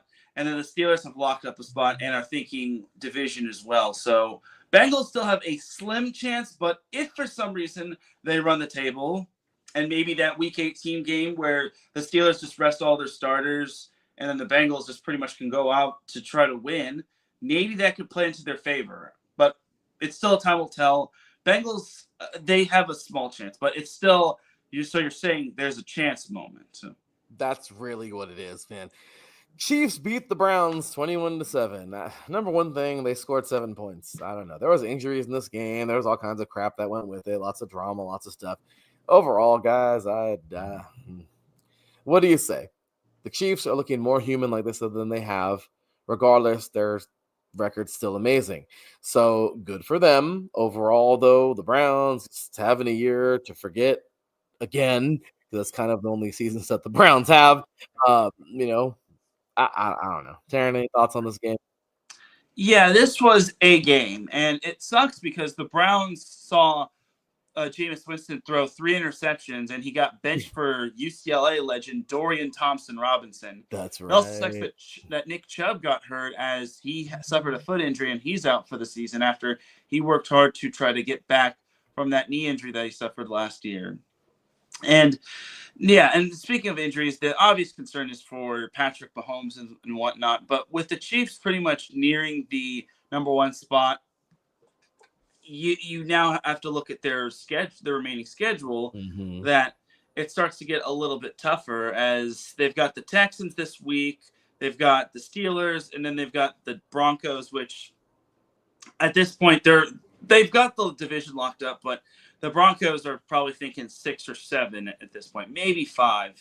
But that tiebreaker over the Ravens does loom large for them. But yeah, for the Chiefs, you kind of got to wonder, will Patrick Mahomes play? And they have Carson Wentz waiting in the wings, but you also have to remember that the Texans could still move up, but I don't know. I just think this was a game for the Chiefs. It wasn't really the prettiest game, but they didn't have to win by 1 score this time. Yeah, right. Ricky, anything on this one? Well, I think if you're the Chiefs, I mean, you look at not just the schedule of opponents, but they play Saturday and then play the Wednesday game on one of the 2 Christmas games. So to me, just play Wentz on Saturday. I mean, we'll get to the Texans later, but you can't tell me Carson Wentz can't beat the Texans the way they've been playing. And again, it's just a reminder, this Chief team just takes care of business. They don't have to be the dominant, flashy team. They just have to be one that goes out there, wins every single week, does the right things defensively, can run the football a little bit. And the fact of the matter is they're 2 wins away from being the 1 seed in the AFC again. So I would love to see what Carson Wentz can do. And I think it'd be best if maybe you have him. You tell me Wentz can't split the Texans and Steeler games and get Mahomes healthy for the playoffs, because it's clear I don't think home field matters as much as Mahomes' health. No, and that is so freaking true, man. Going into this game, I just want to say I'm so happy we got the update earlier from the Dolphins Twitter that Grant DeBow is fine. Thankfully, he's okay. He was able to move his extremities, and he's okay. He's currently still, in the hospital, but thank God he's okay. So I just want to say thoughts, prayers, everything, positive vibes to his family. Glad things happen, guys. It's football. It's a nasty sport. Unfortunately, he was on the end of a rough hit yesterday, but he's hopefully he's he'll be good as new soon and good to go. But the Texans just do their thing. They get a victory here over the Dolphins. The Dolphins weren't doing anything anyway this year, especially after the whole Tua deal. The Texans have been weird. I mean, they start out this monstrous dominant thing from last year, then they kind of fall apart. Now they're like good and bad. I don't know. So Ricky, your thoughts on this game, man? Well, I think for the Texans, they get the win, but you're still seeing offensive line has issues. Nico Collins has 2 touchdowns, but he has 20 yards. I mean, they couldn't really do anything throwing the football. Mixon, fortunately, is okay. He took an injury during the game. The Texans are going to be what they are. They're probably a year or 2 away from being a Super Bowl contender. You look at the Dolphins, Mike McDaniel should be on the hot seat. They do not win games against teams that are over 500. They have all these weapons, and they seemingly don't know how to use them. Defensively, they've gotten okay. Johnny Smith's done a really good job offensively. And looking at the top 10 on Tankathon on the 100-point, they might be a Travis Hunter away and using him a little bit. But all the creativity Mike McDaniel does and all the success with Tua, they don't win. And at some point, if you're Miami and you want to be the second, compete with Josh Allen, you've got to be more consistent. It's been a massive disappointment. I wouldn't be shocked if they made a move. No, totally agree. Teran, anything on this game, man? Yeah, this was a must-win for Miami. Had they pretty much won this game everything would have gotten a little bit more easier. They had the Niners next, and then they've got the Bengals. Or no, I think they have the Bengals, then the Niners, and then they close out against the Jets. But yeah, this was must win for the Dolphins, and this was such a disappointing effort on their behalf. I mean, obviously losing Jalen Waddle didn't help matters. Obviously getting the run game, they didn't get the run game going. Tua had 4 turnovers, which really does not help. And I feel bad for Tua, but at the same time, you kind of got to wonder if for the Dolphins, do you shut him down in a few more weeks if the Broncos or Chargers get near a playoff spot? I mean, those two actually played this week, but for the Dolphins, yeah, this was a big loss in their opinion, and I think the AFC is pretty much finalized, and the Dolphins just need to stick a fork in it because they are well done. Beyond, like, done. Poor guys. Well, guys, we had a horse battle yesterday. I don't know if you want to call this the team with more horsepower. I'm sorry. I guess we snaw. Yeah. But the Broncos just didn't even play that well and managed to just destroy the Colts. The Colts couldn't get out of their own way. Anthony Richardson was this was just a damn. The Colts looked good too, and now they look sad. So, Teran, your thoughts on this game? Yeah, I will say this for the Colts.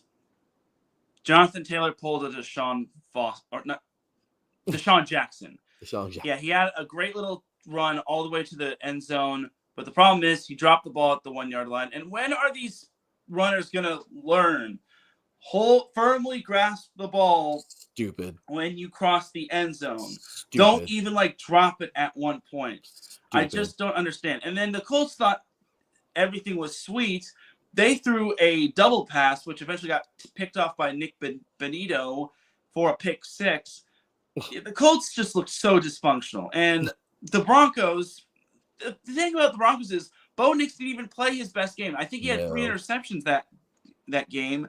And the Broncos still won handily. So I think for the Broncos, their defense is getting scary by the day. And the Colts, this was a big loss in my opinion. Thankfully, they've got a very favorable schedule, which includes the Titans. But they needed this win the worst way because now the playoffs are starting to look less and less likely for Indianapolis. It is so freaking true. Anything on this one, Ricky? Well, again, we talk about plays. You had the Pat McAfee crazy play, and that might have trumped it as one of the worst plays of all time. Yeah. Look, the Colts are what they are. Jonathan Taylor makes a stupid mistake, but Anthony Richardson is not the guy. They've tried it. It's okay to admit that he's a guy that can throw the ball downfield, and that's it. He can't do anything else. Give Denver's defense credit. This is a defense I don't want to play. And Sean Payton's a coach I don't want to play in January because to turn Bo Nix into what looks to be a 10-11 win football team in his rookie year, a guy a lot of people doubted saying he can't have this success. I give Denver a lot of credit. They may not win a playoff game, but they'll be very competitive in the game that they are in. So freaking true, man. Good job to Denver. They got this thing done. I said the Colts they're laughable right now, and it's crazy. Another game that was very laughable is I made the comment in our chat room yesterday that I mean, growing up watching football over the last 20 years, I'd never thought I'd see this score to this team from this team. I mean, wow, this is just crazy. You never thought you'd see the Saban or Belichick eras end for Alabama or Patriots. And well, guess what? They did. And the Patriots are just scraping for answers right now. I don't know what was wrong with Bazooka Joe. They should have started him. I mean, my gosh, somehow, some way, man, the Patriots are just going nowhere fast. It's crazy to see it. The Cardinals had a good game, but was it really a good game, or was it just a game that they played a little bit better than a team that they were much better than because they have some kind of cohesiveness where the Patriots don't? I don't know. But Ricky, what do you think, man? James Conner was good for the Cardinals yesterday. They ran the football well. Kyler didn't do anything too crazy in this one. I didn't really learn anything from Arizona, but I think we learned a lot about the Patriots and the fact that Drake May is the one thing that is going right, and it was supposed to be the opposite. It was supposed to be everything that was right, and Drake May was learning. Drake May didn't do anything to lose that game yesterday. It was all the defense, and the offensive line is a mess. And Gerard Mayo keeps doing stupid quotes after the game that he has to take back every Monday. Robert Kraft needs to make a move. I get it. You don't want to fire a guy year one. He ain't it. And you got so many good coaches available that can help Drake May be a good quarterback and to make this team consistent. They don't do anything right defensively. Their offensive line's a mess. The GM that they brought in doesn't bring in anybody to help the offensive line. And the Patriots were supposed to be bad. They're really bad. And they're going to go 3-14 because they definitely ain't winning out. And I get it. You don't want to make a move year one. Gerard Mayo's got to go. Agreed. I hate to say it because I liked him a lot as a player, but Teran? Yeah, Cardinals needed this one. Cardinals, they needed to win this game just to keep up with the Rams and Seahawks in the NFC West, maybe even for a wild card spot, even though I think there's not going to be another team from the NFC West that's going to make the postseason unless the Seahawks and Rams win out and then everyone else just loses out. But yeah, Cardinals, James Conner was fantastic. And Kyler Murray, he wasn't the greatest, but he also got a little bit dinged up. But the Patriots, they're done. They're done for the season. Their next 3 games are against the Bills, Chargers, and Bills. So I think for the Patriots, Gerard Mayo, I don't think is it. And I think they got to look at other coaches. It's not, I hate to say you got to fire him, but at the same time, the whole Gerard Mayo experiment just backfired, and this is where you wish you had other options, but this isn't the Tom Brady era anymore. So Patriots are basically going backwards in the worst way. It's very, very sad. The Bills, though, look pretty damn good. And I like this because earlier Ricky said that the Chiefs don't got to be flashy I love this because the Bills don't either. The whole hype over the 4 falls of Buffalo and all these things, all these things and everything like that.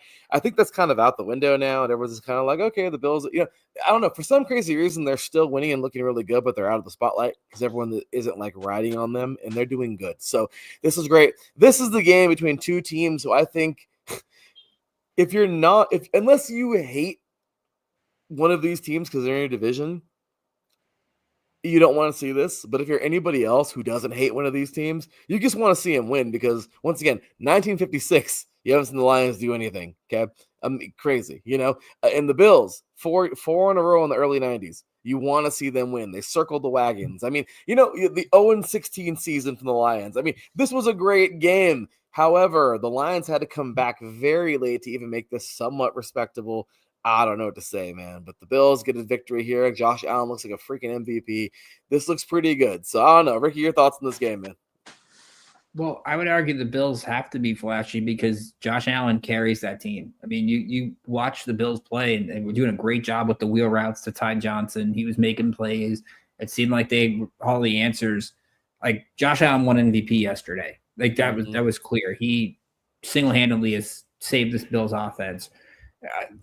Concerned on 2 things. One, Detroit's getting too many injuries. David Montgomery's now out for the year.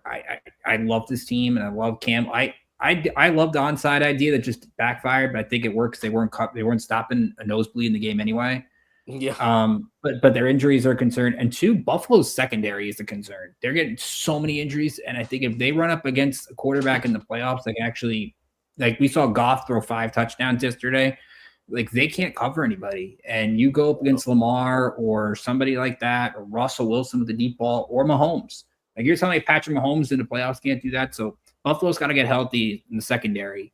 But I wasn't shocked they beat Detroit yesterday because they have all the weapons to kind of expose the Lions' issues right now. So freaking true. Teran, your thoughts on this one? For the second straight week, Buffalo scored 40-plus points, but also for the second straight week, they gave up 40-plus points.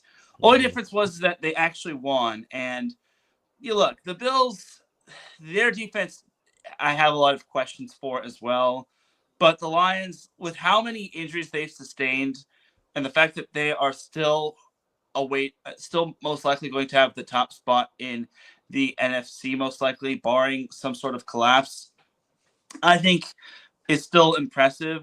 It sucks that the Lions have been sustaining injuries left and right, but unfortunately, that's just how the game is. And, you got to have the next man up. But Buffalo, I think, still looks good. I think they could still contend.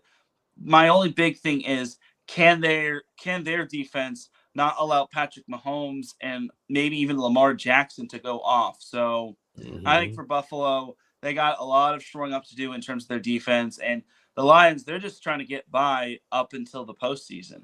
Yeah, that's for sure. Let's see what these guys, both these teams should be in the playoffs. I really want to see what they both can do. But okay, so a little bit of rapid fire, guys. Buccaneers over the Chargers. Teran, I know you want to sound off about this one. Oh my gosh, the Buccaneers started off slow, but they didn't end slow. The Chargers started out kind of quick. Teran, I'll let you finish this one. Yeah, the Chargers forgot to show up in the second half. I think this might have been a trap game for the Chargers because you look at who their opponent is this week, it's Denver, and that has a lot of playoff implications. I think the Chargers might have overlooked Tampa Bay in the second half. I mean, I get it. Chargers don't have any remaining healthy corners practically. Their fifth-round corners, one of their fifth-round corners, Cam Hart, he got hurt. Asante Samuel Jr., he's out as well. They just had no answer for Mike Evans. They couldn't slow down the run game. Bucky Irving, who was most likely a game-time decision or he was questionable up until that day, he managed to run all over the Chargers defense. And the problem for the Chargers is they just don't have the offense to match a opponent who could like beat him in a high-scoring affair. Like that's the big thing. And rushing yards, this is where you miss J.K. Dobbins. This is where you need another good wide receiver for Justin Herbert, not just Ladd McConkey. Ladd McConkey was good. Glad to see he's back. Quentin Johnston, he was okay, but you got to get like an elite wide receiver. I'm starting to wonder maybe if they should bring in Odell Beckham Jr., but I don't know. With that injury history, I don't trust it with the Chargers. But Chargers got to flush this one ASAP because Thursday is so big. It's at home at SoFi Stadium.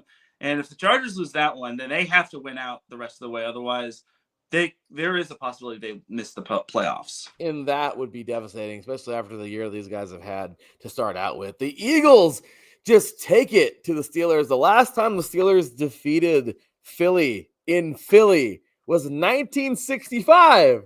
Guess what, guys? The streak continues. The Eagles, man, just give it to the Steelers. Arguably the best team in the NFL, not record-wise, but just put together-wise. The freaking Eagles are incredibly good, man. They're very, very, very, very, very good. The Steelers, oh boy, I don't know. I like them. I want to like them. But there's something wrong, guys, and I don't know what the hell it is. So, I don't know. You want to start us with this one, Ricky? Well, George Pickens may be an enigma, but they need him. You're clearly seeing that Russell Wilson needs his deep threat. Without him, the Steelers are very one-dimensional, and they're somewhat easy to defend as good of a year as Russell Wilson has. Look, the Eagles right now, with all the Lions injuries, have to be the favorite to win the NFC. The only thing that maybe hesitates you is you don't trust Sirianni. But it's an A.J. Brown force-feed game. You saw that early. Saquon didn't even have a touchdown, and they won this game going away. To me, it's just Philly will go as their coach goes. As long as they don't beat themselves, they should be in the Super Bowl, but we all know that could be a possibility. Very true. Thoughts this one, Teran? Yes. I think it's safe to say we could shut up all of the takes of Jalen Hurts is not on par with his receivers or not connected with his receivers because A.J. Brown had himself a monster game. They didn't even need a big game from Saquon Barkley. And then Jalen Hurts obviously had himself his big game, but the Eagles shutting out the Steelers was quite phenomenal. Now, I know the Steelers' offense is pretty much an enigma, or they sometimes could just be very confusing, but I think for the Eagles, this was a statement win against a very good defense, and if the Eagles play their cards right and maybe get a little bit of help from the other teams in the league that play the Lions, they could be the number one seed, but it's still a time will tell process, but this was a very good statement win by the Eagles. And that is for dang sure, man. Then Sunday Night Football, guys. The Packers just did away with the Seahawks. This was unexpected. I thought this was going to be a lot closer, but honestly, and the score's not even close, but it should have been even worse for the Seahawks. The Packers freaking took them around the woodshed, man. Beat the hell out of these guys. Packers looking like the real deal. Seahawks, slightly suspect now. Your thoughts, Teran? So the biggest Packers fans of the night were the Los Angeles Rams and its fan base. The Packers, I just thought they controlled the game for the most part. Obviously, the Seahawks losing Geno Smith didn't help, and having to throw in Sam Howell, the former Commanders quarterback and the former North Carolina quarterback, didn't help matters. I mean, the Packers didn't really look explosive because the Seahawks were hanging around until late in the game, where the Packers just eventually pulled away after the Seahawks got to within a couple scores. So I think for the Packers, this was a good win, much needed win. I don't know if they'll win the NFC North. I doubt it, but I think it's still something to keep in the back of your mind, just because the Packers can still be a very dangerous team, because now you have 3 teams in the NFC North that have 10 or more wins. And I think the Packers are going to be a legit scary team in the postseason, no matter who they draw. I mean, for Tampa Bay or whoever comes out of the NFC West, I would not want to play the Packers in the wild card round. That is good stuff. Ricky, your thoughts?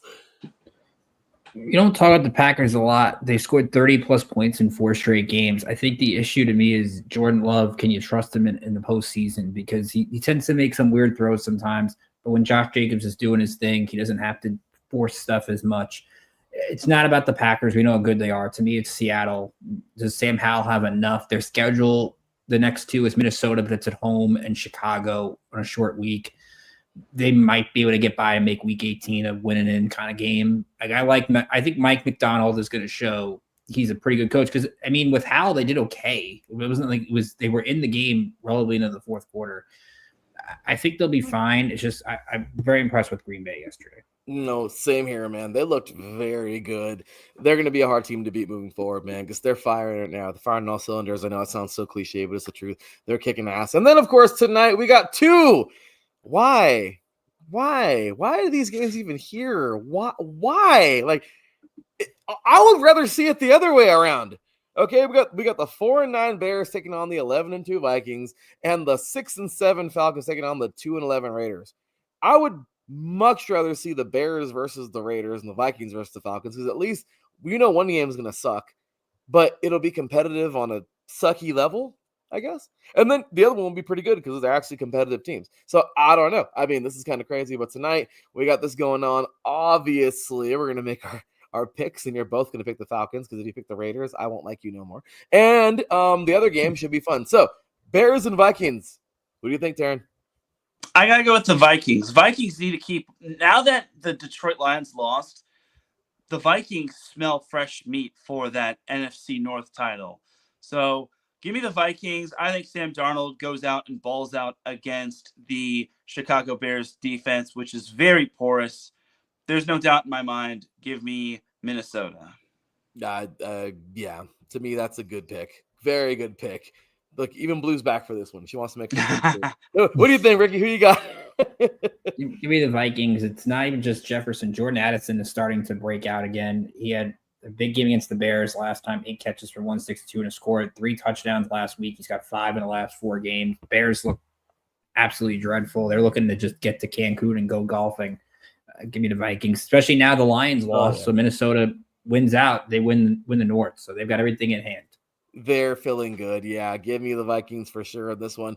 And obviously, like I said, I mean, I always pick my stupid team. They've only won 2 games. I hope they don't win anymore. At least we get a good draft pick, but there's no way in hell they win this game tonight. Anyway, both of you guys picked the Falcons by default, but anything to say about this game? Ricky, what do you think? Well, here's the weird part of this game. Yes, it picked the Falcons, especially since Desmond Ritter starting tonight, but Kirk Cousins in his interceptions could really be the only thing that keeps this game interesting. The Falcons are a mess. And even though they're playing Vegas, it's hard to – you wonder if Cousins keeps struggling. Is this the game that they throw Penix into to try to save something? So I think there's a little wrinkle in here, and it's something to tell you that Minnesota is favored by more than Atlanta is. I know Atlanta's on the road, but they are playing Vegas. So there's something – like, I'll pick the Falcons, but I don't think it's going to be a blowout by any means. That sounds fair. Teran? Yeah, I totally agree with what Ricky says. And I said this last week. You maybe got to start thinking about starting Michael Penix Jr. I mean, why not? Have the young guy get some experience. And at this point, you're fighting for the division and a playoff spot, just because there's no way Atlanta gets into the postseason as a wild card. I just don't see it. And if they lose this one, then they're going to be so far behind because with 3 games remaining and the Rams having a semi-favorable schedule, I mean, they've got the Jets and 2 of their division opponents at home, you're basically in win now mode. So they have to win now. And also another thing for the Raiders, Max Crosby is out. So Max Crosby is out. Desmond Ridder is up to bat. I imagine he's going to be throwing the ball to Brock Bowers. I was going to say Michael Mayer, which actually had the most receiving yards last week. But yeah, I think you got to give it to Brock Bowers. And if they want to have some sort of chance of winning, or even use the run game and whatnot. So I think Atlanta wins this one. Obviously, they need to win this one, but it's going to be a little closer than expected. Oh, thank you for that. This is the game, guys, where you just kind of do what you want. Like, who knows what's going to happen with Antonio Pierce? But this is kind of screw it. Like, this game, you just look at Madden and be like, I wonder if this play works. Let's do this one tonight. You know what I mean? Why not? You just do stupid crap. Hook and ladder tonight. We're doing hook and ladder. Why not? We're gonna snap the ball and we're gonna play rugby. We're just gonna throw it backwards and see if it works. Why not, guys? I mean, hell, tonight we're doing the Fumblerooski. Why not? It's not even Jacoby Myers throws a touchdown tonight. Why not? Yes. Why not? To the other team. Guys, the annexation. I'm just saying, Little Giant stuff. Why not? Tonight, let's just do the stupidest stuff we can do. You might win the game. I don't know. You might mess around and find out. I don't know. But I'm just saying, it's hilarious because what else are you really going to do? Guys, I have taken the majority of your afternoons. However, I'm going to take a little bit more because here's a playoff picture at the moment, courtesy of NFL.com. Obviously, we have the on the bubbles and all that coming up. But as of right now, we see here in the AFC, the Chiefs, obviously, flat out number 1, looking good in the AFC. However, number 2 seed right behind them, we have the Bills. The Steelers are the 3rd overall seed and the 4th seed. The Texans in the hunt currently, well, we still have the 5th seed as the Ravens and the 6th seed as the Broncos. But in the hunt at the moment, the Chargers are right there, you guys. On the bubble, who do we have? The Colts and the Dolphins and the Bengals. And then eliminated, we have the Jets, Browns, Jaguars, Titans, Patriots, Raiders. They all suck. So, yeah. And then, of course, in the NFC, we have here the Lions, Eagles. Well, Lions, number 1 overall seed. 2nd seed, we have the Eagles. 3rd seed, the Buccaneers. 4th seed, the Rams. And 5th seed, the Vikings. 6th seed, the Packers. And right there on the hunt, we have the Commanders, Seahawks, Cardinals, Falcons, 49ers, Cowboys, Saints. I don't know how half these teams are even still in it. But out completely, we have the Bears, Panthers, and Giants. So as you can see, the NFC is a little bit more competitive. What are your guys' thoughts on this playoff picture at the moment? Ricky, we'll start with you. Well, to me, the AFC is pretty much over. It just comes down to seeds at this point. Even if the Chargers lose to Denver on Thursday, they still have New England and Vegas. To me, that's if they don't make it, then something's wrong with Herbert or something's wrong with Harbaugh or something like that. So AFC has its 7 teams. To me, it doesn't matter. It's just seeding. So that defeats the point.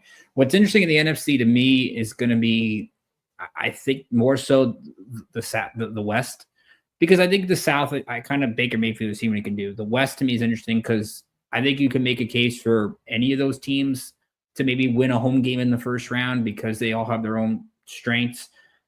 I think to me, the team that the other NFC teams don't want is the Rams just because of what they're doing and having Matthew Stafford. But at least I think Seattle Rams is your favorite for week 18 when you're in flex mode. Very, very true. Good stuff there, Ricky. Of course, Teran, your thoughts. Yeah, I think the AFC is pretty much finalized as well. I mean, the Chargers, it's pretty much their final spot to lose. I mean, I know Bengals, Dolphins, and Colts have favorable schedules, but the Chargers do as well. It's just a matter of who they want to play and what their seed will be, just because, in my opinion, they need the 5 seed. The 5 seed is so ideal. If they're 6 and 7, it's either Pittsburgh/Baltimore or Buffalo, which both those matchups are nightmares for them. The Texans are not so much a nightmare, but no playoff game is guaranteed. And then for the NFC, I totally agree with Ricky. I think the NFC West is going to boil down to the Rams and Seahawks, barring any sort of collapse from either of those teams. I mean, the Vikings-Seahawks game is going to be very interesting, but I feel the Rams control their own destiny. And those two games against Arizona and Seattle, they're at home. So let's see if if the Chargers can lock up a playoff spot sooner rather than later. And let's see if the Rams can get closer and closer to locking up the NFC West, just because that would be so big to host. I mean, I know they'd probably get, well, no, they beat Minnesota. It's just a matter of if they draw Minnesota as opposed to drawing Green Bay, because Green Bay has given them fits over the past few meetings, and Minnesota, I think, is very beatable. That is for dang sure, you guys. Well, with that said, you already know the drill, you guys. We are up out of here, out of time. I know that was long, sorry, but that was fun. That was super cool talking all that football with you guys. I'll tell you, man, this is the place you want to be. Ricky has basically joined up with us for Mega, and I love the Mega 3-and-outs. They're always fun, so it's the second one. We're going to have plenty more to come, you guys. Oh, my goodness. If you want to follow that guy down there, man, my boy Ricky, Rickinator 555, of course, at NY State Sports, i.e. He had a great show earlier. He had a great show with us here. And it's kind of funny because they're both doing double duty, because you have Teran right now who gets to 2 hours with us on air. And tonight, he'll be on that show over there. Teran Rodriguez 1, of course, on social media. Setpoint at Setpoint, i.e. We are down to our final 4 in the women's volleyball bracket. Oh my goodness, I'm excited for this. It's going to be so much fun coming on up this week. Of course, SoCal Show, i.e. Check him out, man. You can follow me, boy Larry B, at the THPE_B53. And of course, we got 3-and-out, both of them, College Edition and the regular 3-and-out CEIE, and 3-and-out IESR. Of course, you guys, check us out, man. As I said, all over social media. We are freaking everywhere. Just certainly appreciate you guys for being here, all of you in the chat room, everywhere. You guys have been amazing. Listening, of course, just being a part of us over the last 10 years. And I know it was a long one, a lot of fun. I get it. The high school and smaller colleges aren't necessarily the biggest topic, but for those of you who stick around and enjoy it, you truly know the essence of football. So we appreciate you guys. Everybody else, we love you too. You're just fans. We know it's all good. We know it's all good. But hey, appreciate you guys. Thank you very much. Of course, big shout out to our sponsors, Planet Jerky, Premium Brisket Beef Jerky. Delicious stocking stuffers there for you guys, of course. Seal the Deal Wax Seals, our beautiful wax company, $1 a piece, guys. Get on over to iSportsRadio.com/Seal the Deal Wax Seals. Get your orders in today. Like I said, letters to Santa, put them on gifts, all that good stuff. You know what to do. So with that said, Ricky, final comments? Well, I think you're looking at it, fun week ahead for football, and you have NFL and college playoff on Saturday. So if you're a football fan, Saturday, just stay in front of your TV because you're going to get nonstop good events this week. Oh, it's going to be a lot of fun. Teran, any last thoughts for you? Yeah, lots of good football happening. I can't wait to see what happens in the college football playoff. And we got a lot of good, interesting matchups right there. And we could be seeing some interesting second-round matchups too. So let's see. Let's see what happens, guys. Well, with that said, man, for Mr. Ricky K, for Mr. Teran Rodriguez, for myself, Larry B, this was a fun one.